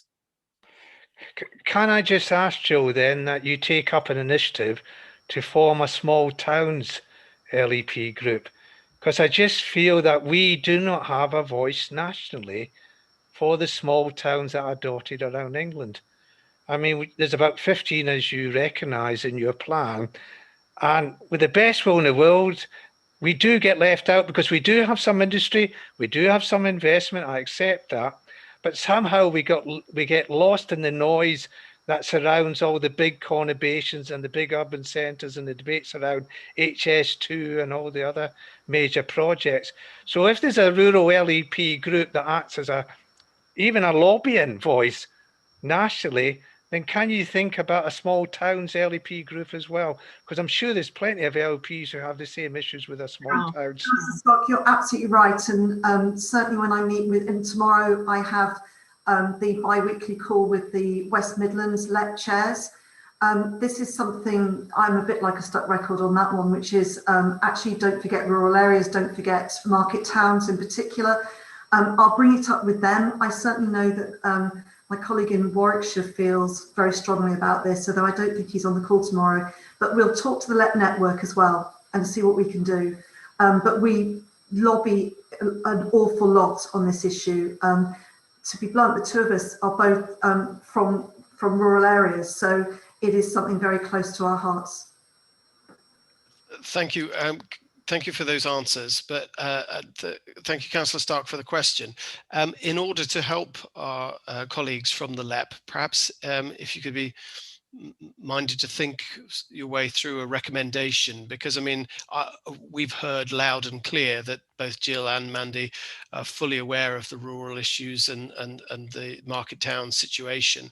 But I mean, it may strengthen their arm if they can report back that in their meeting scrutiny committees, there have been formal recommendations to focus their attention on that. So whilst we go on to the next question, if you could just see your way through to perhaps thinking up a recommendation there, because as I say, we know they know, but I think it's really important that we have a formal feeding back so that it will strengthen their arm.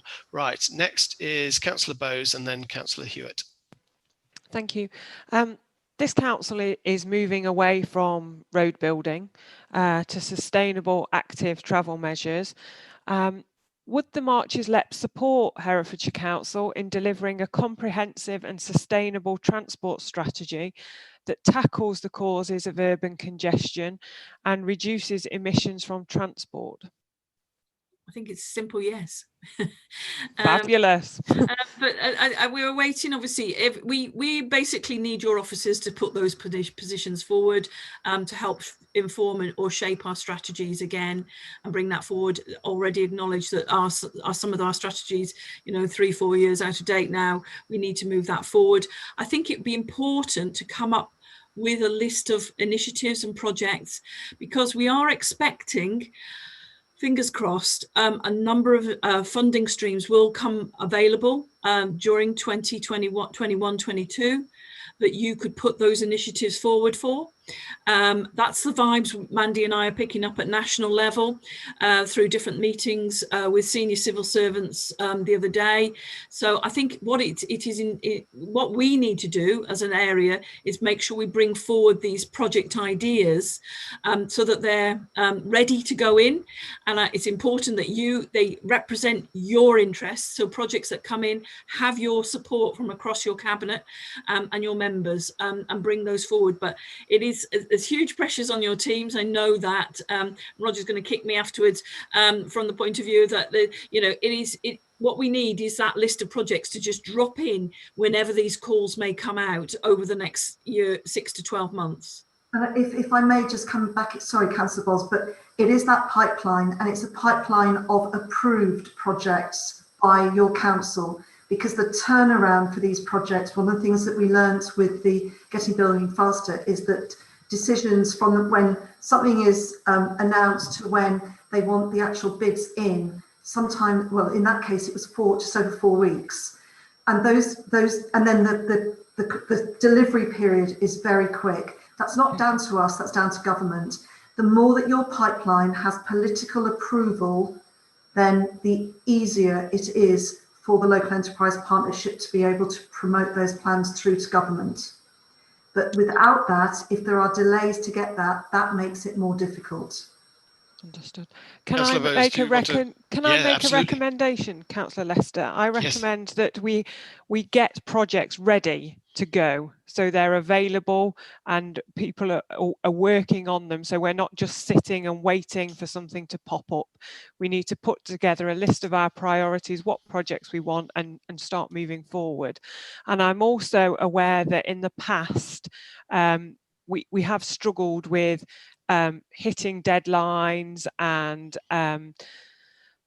come into some difficulties. So I would also recommend that we have task and finish groups set up to look at in the past why we haven't been able to reach deadlines, and we set up a task and finish group to investigate the reasons behind these delays on council projects and consider what actions we need to put in place, including our LEP partners, governance and processes, to ensure that we can deliver projects on time, budgeted and quality projects, so that they're all ready to go and they're in the pipeline ready for when we're asked and told that there's money available. In terms of another question. Sorry, Councillor Bowes, can I just come back on you on that point? Yeah. Is that recommendation something that should be for our work programme rather than a direct recommendation to the LEP? Well, I've got two recommendations. One, that we have projects ready to go, so that's not a recommendation for the LEP, that's for us, that we need to make sure we've got those projects. But because we've had issues with delivering projects in the past, I want another recommendation that we need to do some work on why have we missed deadlines in the past, why have projects overrun or costs increased, and let's get a task and finish group together to find out, okay, why have we done this and what can we do in the future to make sure this doesn't happen again and we get the money at the right time to the right place. Yes, I fully appreciate the sentiment behind it, but what I'm thinking is what I'm really looking for is recommendations to the LEP. And I was just wondering if, I'll come to Tim in a second, just wondering if, it would be more a recommendation for our work programme rather than directly to the LEP, but I'll come in. But I think the LEP does feed into that process. Oh, absolutely. We can record it here, Chairman, and then we just, it's sensible to record it here, and then we just cross-reference it when we come to discuss the work programme. Excellent. Okay, then. Well, thank you, and thank you for that recommendation, Councillor Bowes. Next is Councillor Hewitt, and then Councillor Stark. It's a small, detailed question, really. I was just reflecting on the whole thing about rural connectivity and the very, very poor public transport that there is in rural areas. And I just wondered whether the LEP was engaging in the, or part of the government call for evidence for solutions to rural transport. There's a consultation going on at the moment, and I wonder whether they were aware of it and whether they're engaging with it. I'm on the call tomorrow.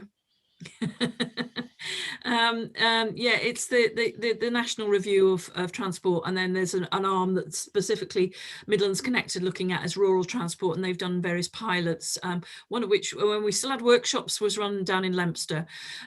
So that is an ongoing piece of work. So yes, to give you that assurance, and I'm literally on a call with Sir John Pease's number 2 tomorrow about kind of our contribution on that. But they are also speaking to our transport officers group, because they're the specialists, and they're at their next meeting. I think it's either this week or next week, the transport officers group, which you will have representatives on, but they're also speaking to me as kind of from a strategic point of view as well. Okay, so if there's any indications about the sort of areas where there's suddenly going to be a tranche of money coming in, we will. Absolutely. That's it. Yeah. If I may just on that, Councillor Lester, come back. One of the things that I've learnt in being on the Midlands Connect board and observing is that the areas that do best and the projects that do best are those with cross-border, bluntly, cross-border political backing, where the MPs and the councillors work collaboratively to a single purpose. If we look at the East Midlands, some of their very innovative public transport projects that are coming about, particularly around rail and rail connectivity, have been because they have worked, MPs and local authorities have worked together. It's really difficult to get projects through at that level without that joined up approach. And that's a real challenge for us across the marches. But it's just an observation, which I don't make for any other reason than it's an observation. It's a big frustration to me that we don't get our fair share on the western part of the Midlands for public transport projects. Thank you. Sorry, can I just confirm? I've given Councillor Rowan the night off. He cannot connect, I'm afraid. So just to confirm that Councillor Rowan is no longer joining the meeting. So apologies for that. And we did have Councillor Stark put up your hand. Did you? Yes. It's recommendations, Chair. I Yes. thought, since we were talking about recommendations, I have two for the LEP. One is they have two champions on the board at the moment. I would like to recommend that they appoint a rural and market towns champion to look at those two areas, because as they've explained, it's not the way that they actually appoint people to the board, but there's nothing to stop them from having a champion amongst one of the boards to concentrate on rurals and market towns, the rural areas and market towns. So that'd be my first recommendation. And my second one, in response to what you said, Jill, about a national group, I would like to recommend to the LEP that they take forward the possibility of forming a national group amongst the LEPs for market towns, as to parallel the one for rural areas. That's my two recommendations, Chair.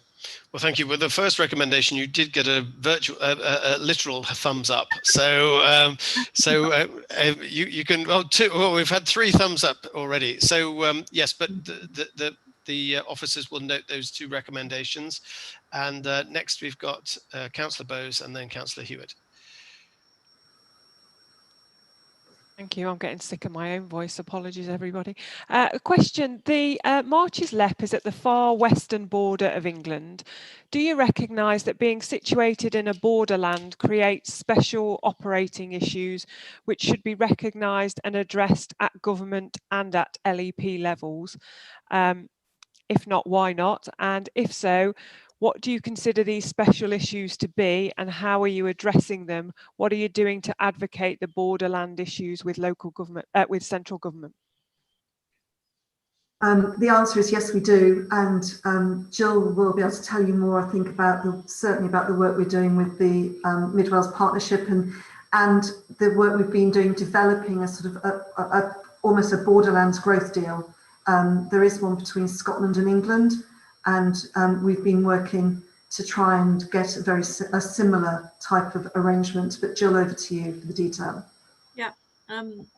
One thing I've learned strongly when I was going to meetings in London, that nobody knows where the Marches is.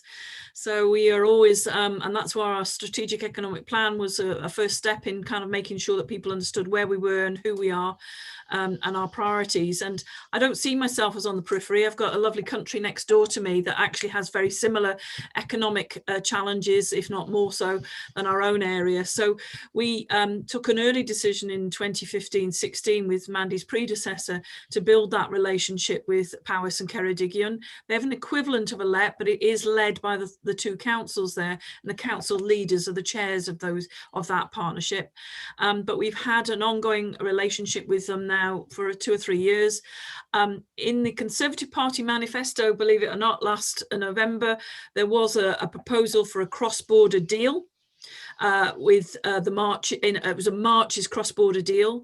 Roger and I, and I think Richard Ball, if he's still on the screens, were party to conversations with the Welsh office and MHCLG. I still haven't seen to put together a cross-border deal, and we did that, and it was focused around transport, energy, alternative energy, net zero, and I'm trying to think what the third one was. But we basically put a proposal together that should have gone into the comprehensive spending review, and that was the plan from the Welsh office, to put that in jointly with our Ministry of Housing, Communities, Local Government. And I'm waiting for some sort of smoke to come out from somewhere to see whether any funding was secured for us to have a cross-border deal. We are the one area in England, Scotland and Wales, because the Scottish borders and North Wales and South Wales all have had cross-border growth deal proposals. We are the one area left that has not, and so that is an ongoing piece of work.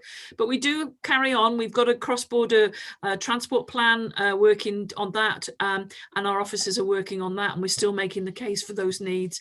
So it's an ongoing piece of work. Thank you. Final question for now, Chair. I believe that Jill said you need to review some of your objectives as a result of the climate emergency and changes in government policy. So I would like to recommend that the LEP formally review their objectives and strategies to more align them with this authority's changing priorities and ambitions. Okay, noted, and officers will no doubt note that recommendation. I think Councillor Hewitt and then Councillor Stark. I'm just going to say thank you for what you were talking about with the cross-border initiatives for growth funding that you've been working with Wales, because I was going to ask a question about getting a fair share of national funding, because I think the Marches and the later has had the 5th greatest reduction in national grant funding, and it's clear that you're working hard to try and address that, and I just encourage you to keep pushing. Thank you. Thank you. Okay, thank you for that. Councillor Stark. Thank you, Chair. It's possibly another recommendation. I don't know whether LEP will be able to fulfil it. There's a lot of talk about an economic recovery plan for COVID, but as we know to our cost in this county, and I'm sure Shropshire are in the same position, the government didn't step up to the plate when it came to funding the recovery from the flooding, and I don't want that to be lost because of COVID. And I'd like to have a recommendation that the LEP, when it is actually talking to its contacts in the national departments, that it bids for funds for the impact of the flooding on businesses and other parts of the infrastructure in our counties, and remind those at the centre that flooding had as big an impact in some cases as COVID has had. So that would be my recommendation, Chair, if Tim could capture that. Thank you very much. That's another recommendation. Could I just ask one question about the annual report? It says 1,000 new green jobs planned by 2038. Is that, pardon the expression, number too conservative, or should there be more jobs there, seeing as it's not if you average that out over that period of time, it's not a huge number? It's a really good challenge, Chair. I think that we would like to see that we could create a lot more jobs in this field. But one of the things that I think we've all learned is that if you set out big stretch targets, sometimes they can come and bite you in the proverbial. But our aspiration is that the Marches is a green, carbon neutral place to live and to do business, somewhere that actually values its environment above just about everything else, and that delivers on economic growth in a environmentally friendly way.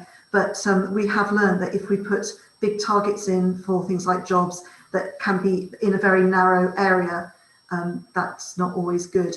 Tim, you can probably give some more details, but I think that was based on sort of what we know about some projects already and the businesses that are being developed in this field. Yeah, I mean, as I said earlier, it's about 150 million pounds at the moment, but we have seen that go down because of COVID, and that's gone down to around about 90 million pounds in just over the past year. So it has gone down. In terms of numbers, got 700 businesses, 12,000 people currently in that sector. So I mean, it's certainly a sector which is going to be growing. We've got some really good examples throughout the marches of companies who are looking to advance innovative techniques within that sphere. So I think there is definitely room for growth, and yeah, the LEP would certainly support that through the energy strategy and the energy group as well. It's part of the overall energy strategy to get that 1,000 jobs as well. So it's written in multiple places. So it's certainly something we go for, but it's not necessarily going to be just 1,000. It could be way more than that if we can. And I think the Marches is well placed to do that. Okay, thank you, Tim. Councillor Hewitt. Oh yeah, that's what I wanted to talk about. I know I won't be able to vote on my own recommendation, which is very annoying, but I'd like to recommend that the LEP have someone on their board who's going to be a champion for the creative industries in Herefordshire. I just wanted to ask a question as well about Enmite and Black Mountain College, because right at the very start of talks about the university, I'd understood that Black Mountain College, which would be the sort of sister stroke brother or sibling arm of the creative side of that university relationship. And I don't know where that's got, maybe that's got lost in the mists of time, but you know, I think it's really important that we have a creative champion in the LEP. I'm aware that Enmite is working very closely with your own arts college in Hereford and is looking at some joint initiatives there. But I have to admit, I've worked with Enmite in different guises for the last 5 years. I've not heard that relationship with the Black Mountain College, but they do work very closely, I think, Roger, it'd be fair to say, with the Arts College in Hereford from that perspective, and have a good working relationship. And your other point about a LEP champion for creative sector in Herefordshire, we wouldn't do one for just Herefordshire, but we certainly are much more aware and mindful of the importance of the creative industries to the overall well-being of the marches, and it's certainly something that we will make sure is reflected. There are people that sit around the LEP board table who have links with creatives, and we will make sure that we look at how we can, I was going to say support, I mean, don't take that as financial support because we don't have a pot of money, sadly, but we will make sure that it is on our agenda, and we would really welcome, as we said earlier, Councillor here, linked, if you can put us in touch with people to speak to so we can hear the issues actually from that sector would be great. Okay, I haven't got any more hands up at the moment, so, and I'm also conscious of the time, and I'm desperate not to lose anyone's internet connection. So therefore, can I ask officers to just recap on the recommendations that we have before us so far? I can put them up on the screen, Chairman, if that would help. Yes, please, that would be very helpful. Yeah, okay, these are sort of starting points allied to the very firm recommendations that have also been made. So, okay, here we go.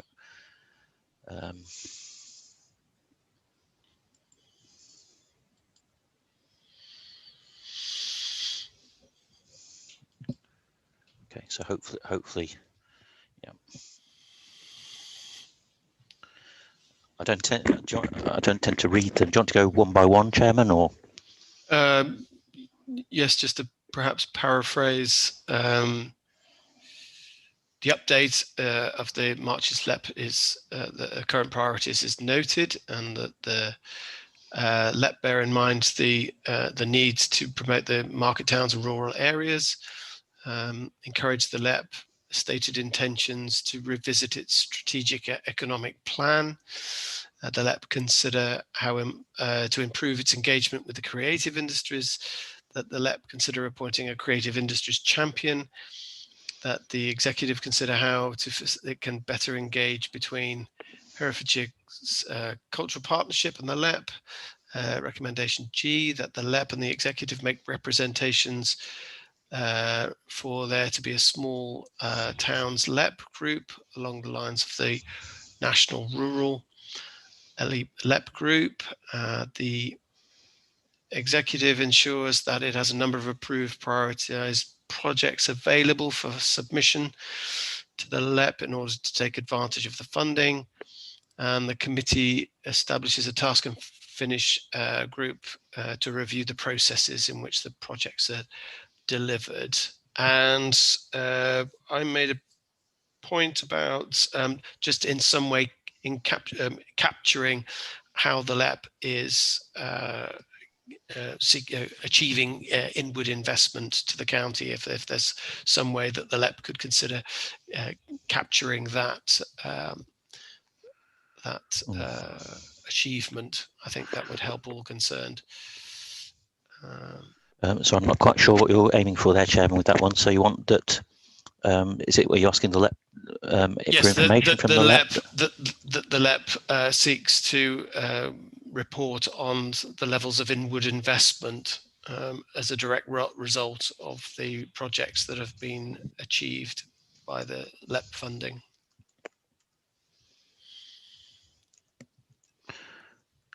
Is that sufficient? That seeks report on Yep.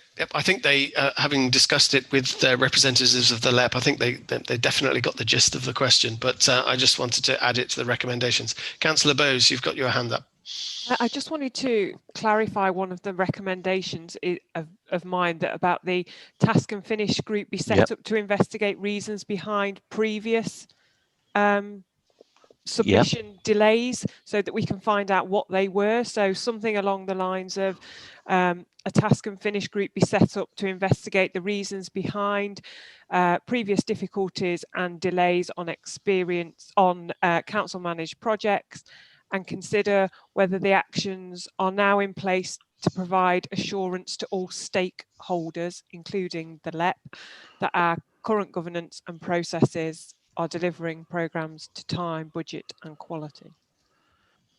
Do you want me to read that again, Tim? And I've got in I, if you look at I, Councillor Bowes, does it need to be built up more, or?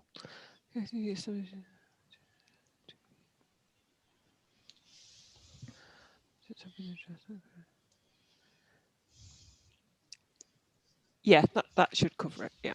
Okay. Okay. Right. So those are the recommendations. If we can just go back to the main screen.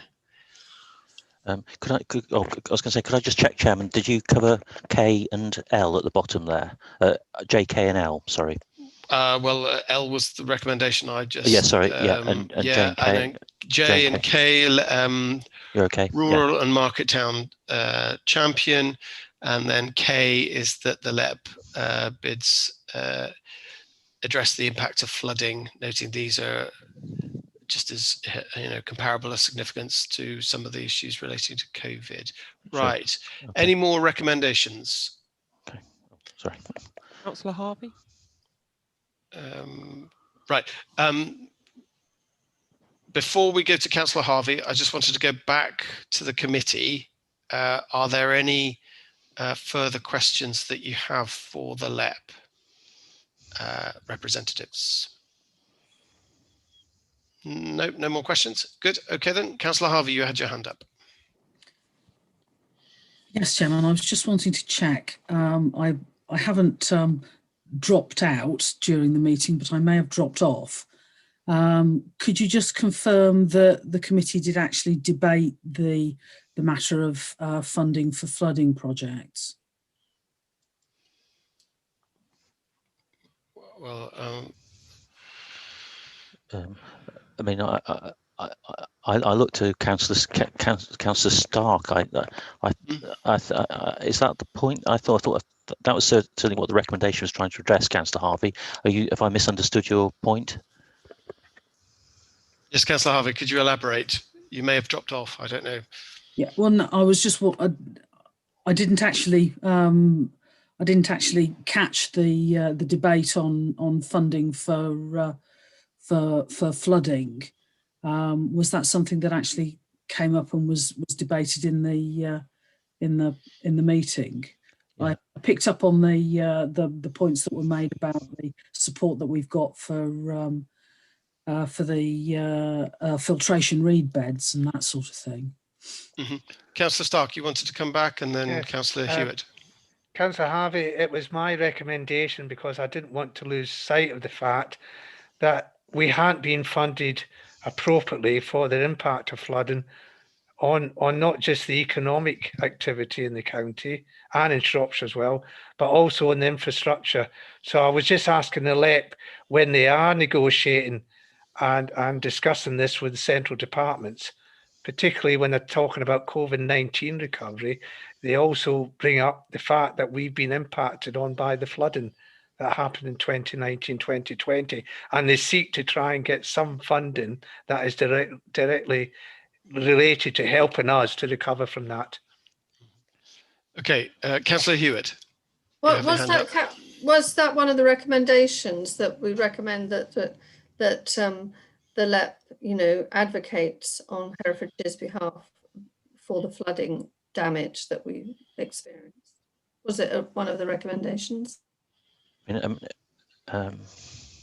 look back at the recommendation with regard to flooding. As it stands, it says that the LEP bids for funding to address the impacts of flooding, noting that these are of significance comparable to the impacts of COVID-19, for which the government has provided funding. That's what we want. Councillor Stark. And I'm being very collegiate here because I'm recognising that it's not just Herefordshire, it's Shropshire as well that has been affected by this, and Gloucestershire, of course. So I'm trying to keep it general rather than just relating it to ourselves as a county. Okay, right. So we've captured that recommendation. Are there any more recommendations, and are there any more questions to the our colleagues at the LEP? Councillor Stark. Will it be possible to vote on the block as a whole? There is only three of us who can eligible to vote. So I don't have any problem with any of the recommendations. Happy to recommend them on block. And I've got both you and Councillor Bowes, the Vice Chair, nodding and thumbs up. So I think the answer to your question is yes. Chairman, could I just say that I'd like just a little latitude just to check subsequently the route for some of these recommendations, just to ensure that that's correct. If I can have that latitude, it won't change the substance of the wording, it's just the way in which they're directed, if that's all right, because it may be that some more properly should go through our executive to forward to the LEP rather than being direct to the LEP, and I'd just like to check that aspect. Yes, well, I think if you flag that up, and the committee will note the recommendations as they eventually get put forward, and if we have any concerns about the way they're worded and where they're directed, we will obviously take them up when we address the minutes of the meeting, our next meeting. Thank you. Right. Okay. Without further ado, I think we should vote on those recommendations. And we're going to take them on block, and three of us are going to vote for them. So if we can do that when officers are ready.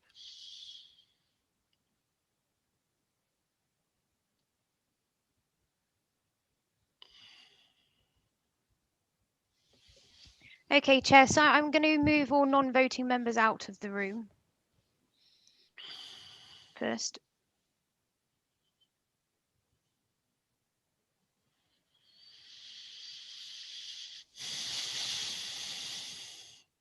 Okay, so as we said, there is only 3 voting members, and the poll should be appearing on your screens now.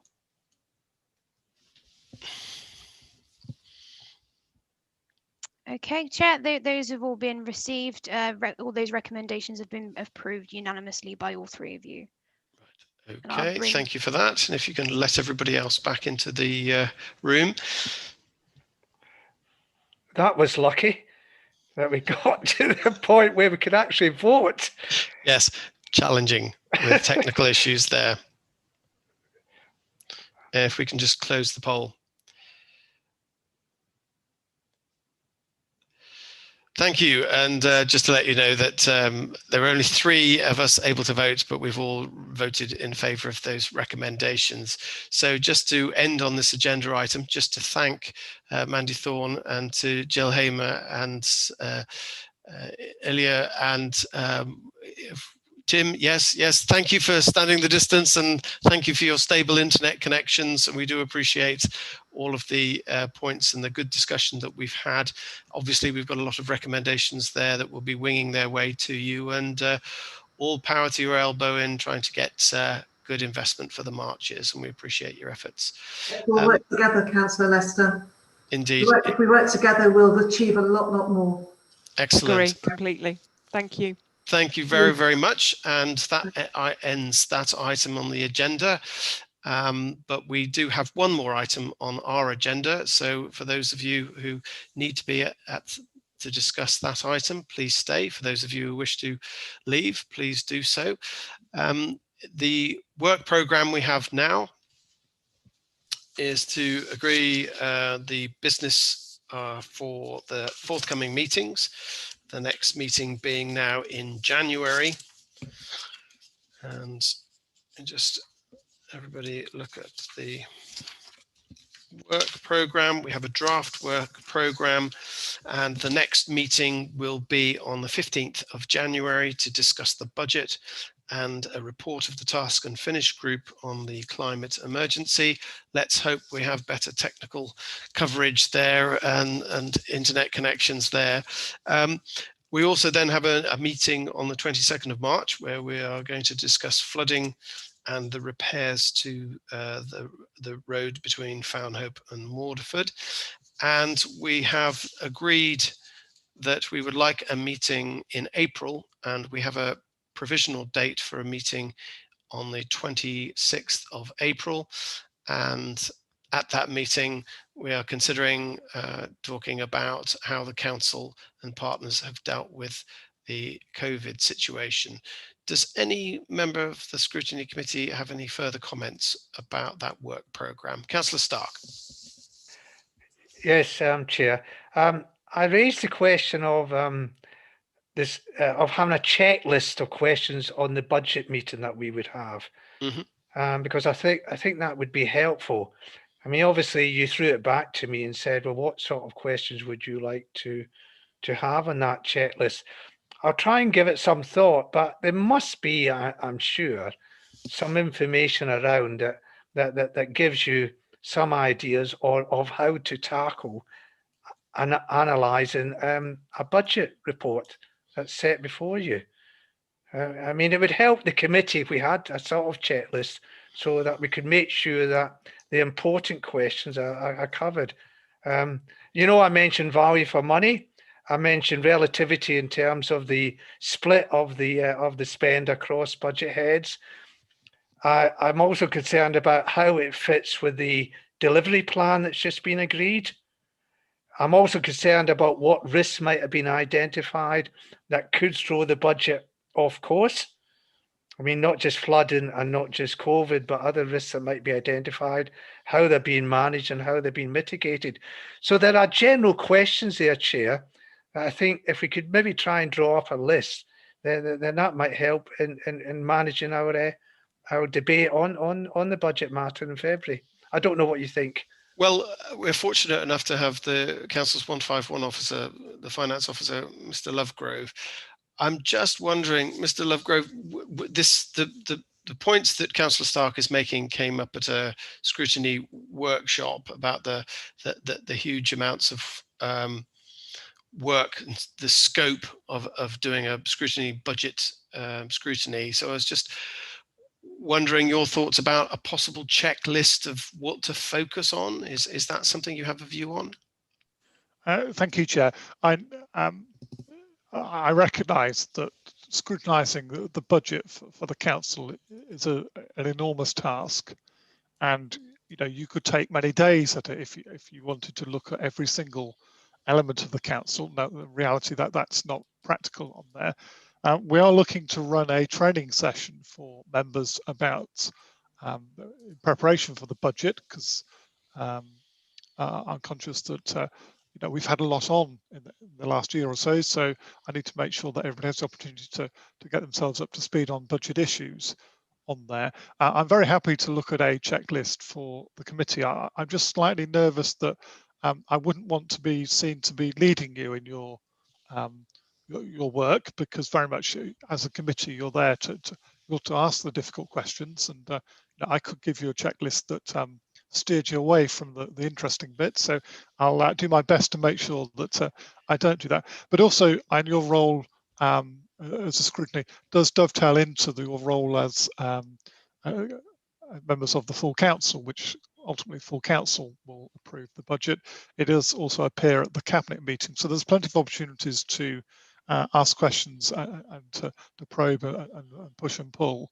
So I wouldn't say that the scrutiny meeting is your only opportunity to ask those questions. Certainly, you have opportunities as it goes through cabinet as well.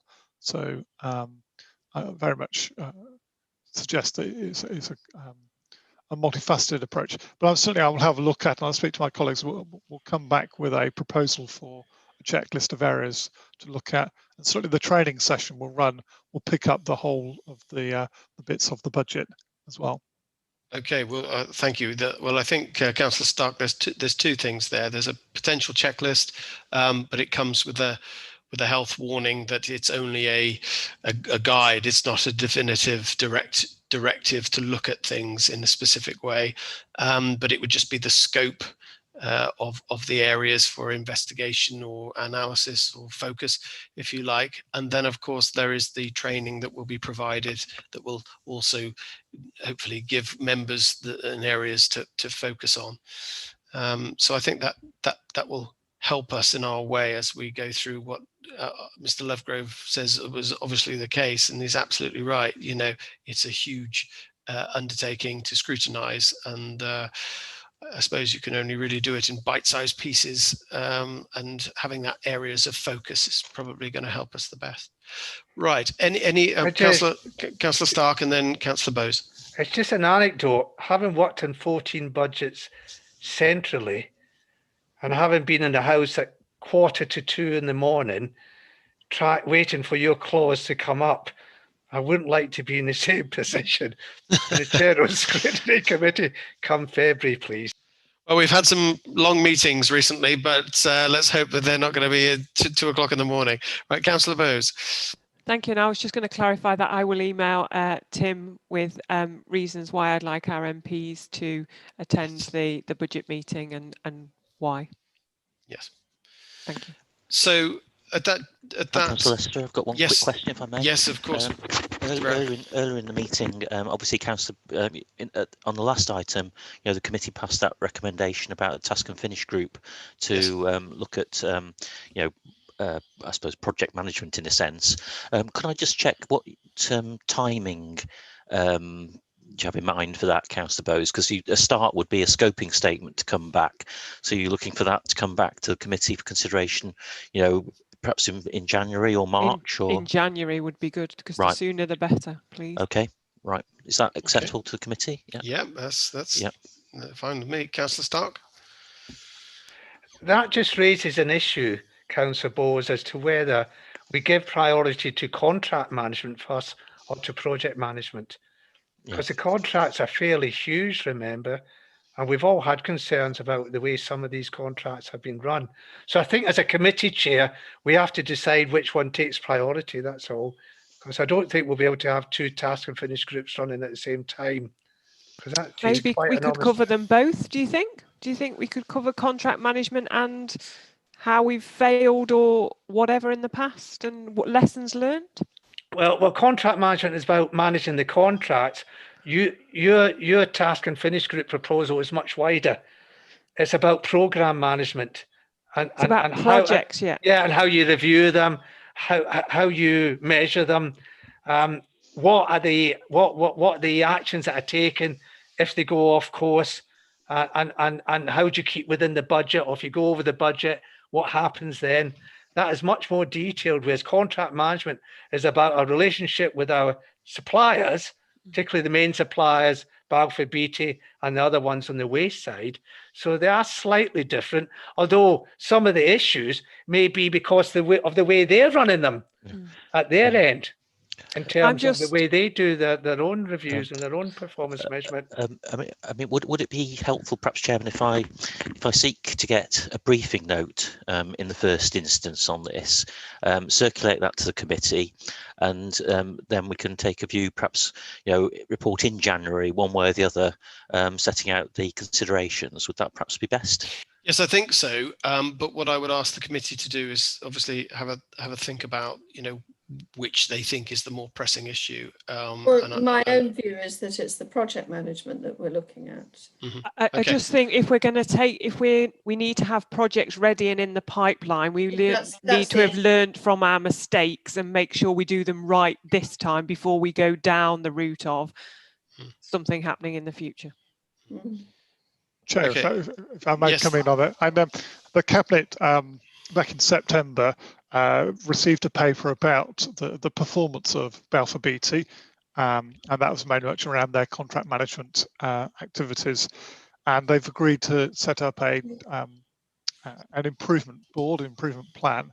So I think when we bring the draft paper back to yourselves in January, we'll reflect upon that, because that's a route that you can look at in terms of, that's more the contract management side of things. I think you may want to put that into your work program a little bit later into the year, but then that enables you to, for this part of the task and vision, to look at project management. So I'll work with Tim to draft something, I think, that picks up it's a twin track approach here. Okay, then. Well, in that case, if we can then make a resolution to approve the work plan, and then also that resolution about the task and finish group that we've just covered, if we can do those two recommendations now and vote on those, then we can then wrap up the meeting. I mean, I was saying, as there are three of you, Chairman, do you need to have a poll, or can you just sort of say agreed? I think we can raise our hands. Can't we? Yes. All right. So those are agreed. Save the technical expertise. Councillor Stark. Just one final point. I have seen from emails that there's a decision to be taken on the 10-year extension of the Balfour Beatty contract. I'm very, very concerned about that, because I haven't seen any debate on it. It's obviously going to Councillor Davis in her role as a procurement cabinet member, and obviously Councillor Harrington will have a feed into that. But I really find it quite strange that it just comes across our email as a decision that's pending, when we haven't even debated the performance of the Balfour Beatty 10 years that we've had, or at least the 8 years we've had so far. Well, can I suggest then that once we've got that scoping document in January, you have that debate with the committee, and then hopefully internet being okay as it is, we'll have more committee members to be participating in discussing which, as a committee, we think is more of a priority, whether it's contracts or projects. And then by that time, we'll have that scoping document anyway, which will give us some idea about that. So I think serious food for thought, and we can dwell on that in the coming weeks. Chairman, I'm sorry, there's one final point. It's just reminded, Councillor Stark speaking then has reminded me that he did make a comment about possibly wanting some recommendation back to Cabinet on the response to the transport package. Yes. I don't know if you should pursue that, Councillor Stark. I noted that they rejected the one on Waiting, Tim. Okay, right. And I was concerned that there wasn't enough of an explanation for why they would reject Waiting, because Waiting is a well-tried approach to giving priorities to the outcomes you're trying to achieve, rather than just treating all of them as the same. So I felt that that was lacking in analysis, to be honest. And I would like a fuller explanation, please, on that one. Is that acceptable, Chairman, if I just request that information from the in correspondence? Yeah. If Councillor Stark, you're happy with that as a way forward? Yeah. Okay. Okay then, well, thank you to those committee members who were able to stand the distance and stay connected. I'm sorry that Councillor Hewitt, you weren't able to vote, but I'm sure you would have voted in the same way that we did with all of those recommendations. So your contributions to those recommendations were appreciated, and we got there in the end. So is there any other comments that the committee wish to make? If not, I will thank you all for your contributions, and then now ask the officers to cease the live stream. Thank you.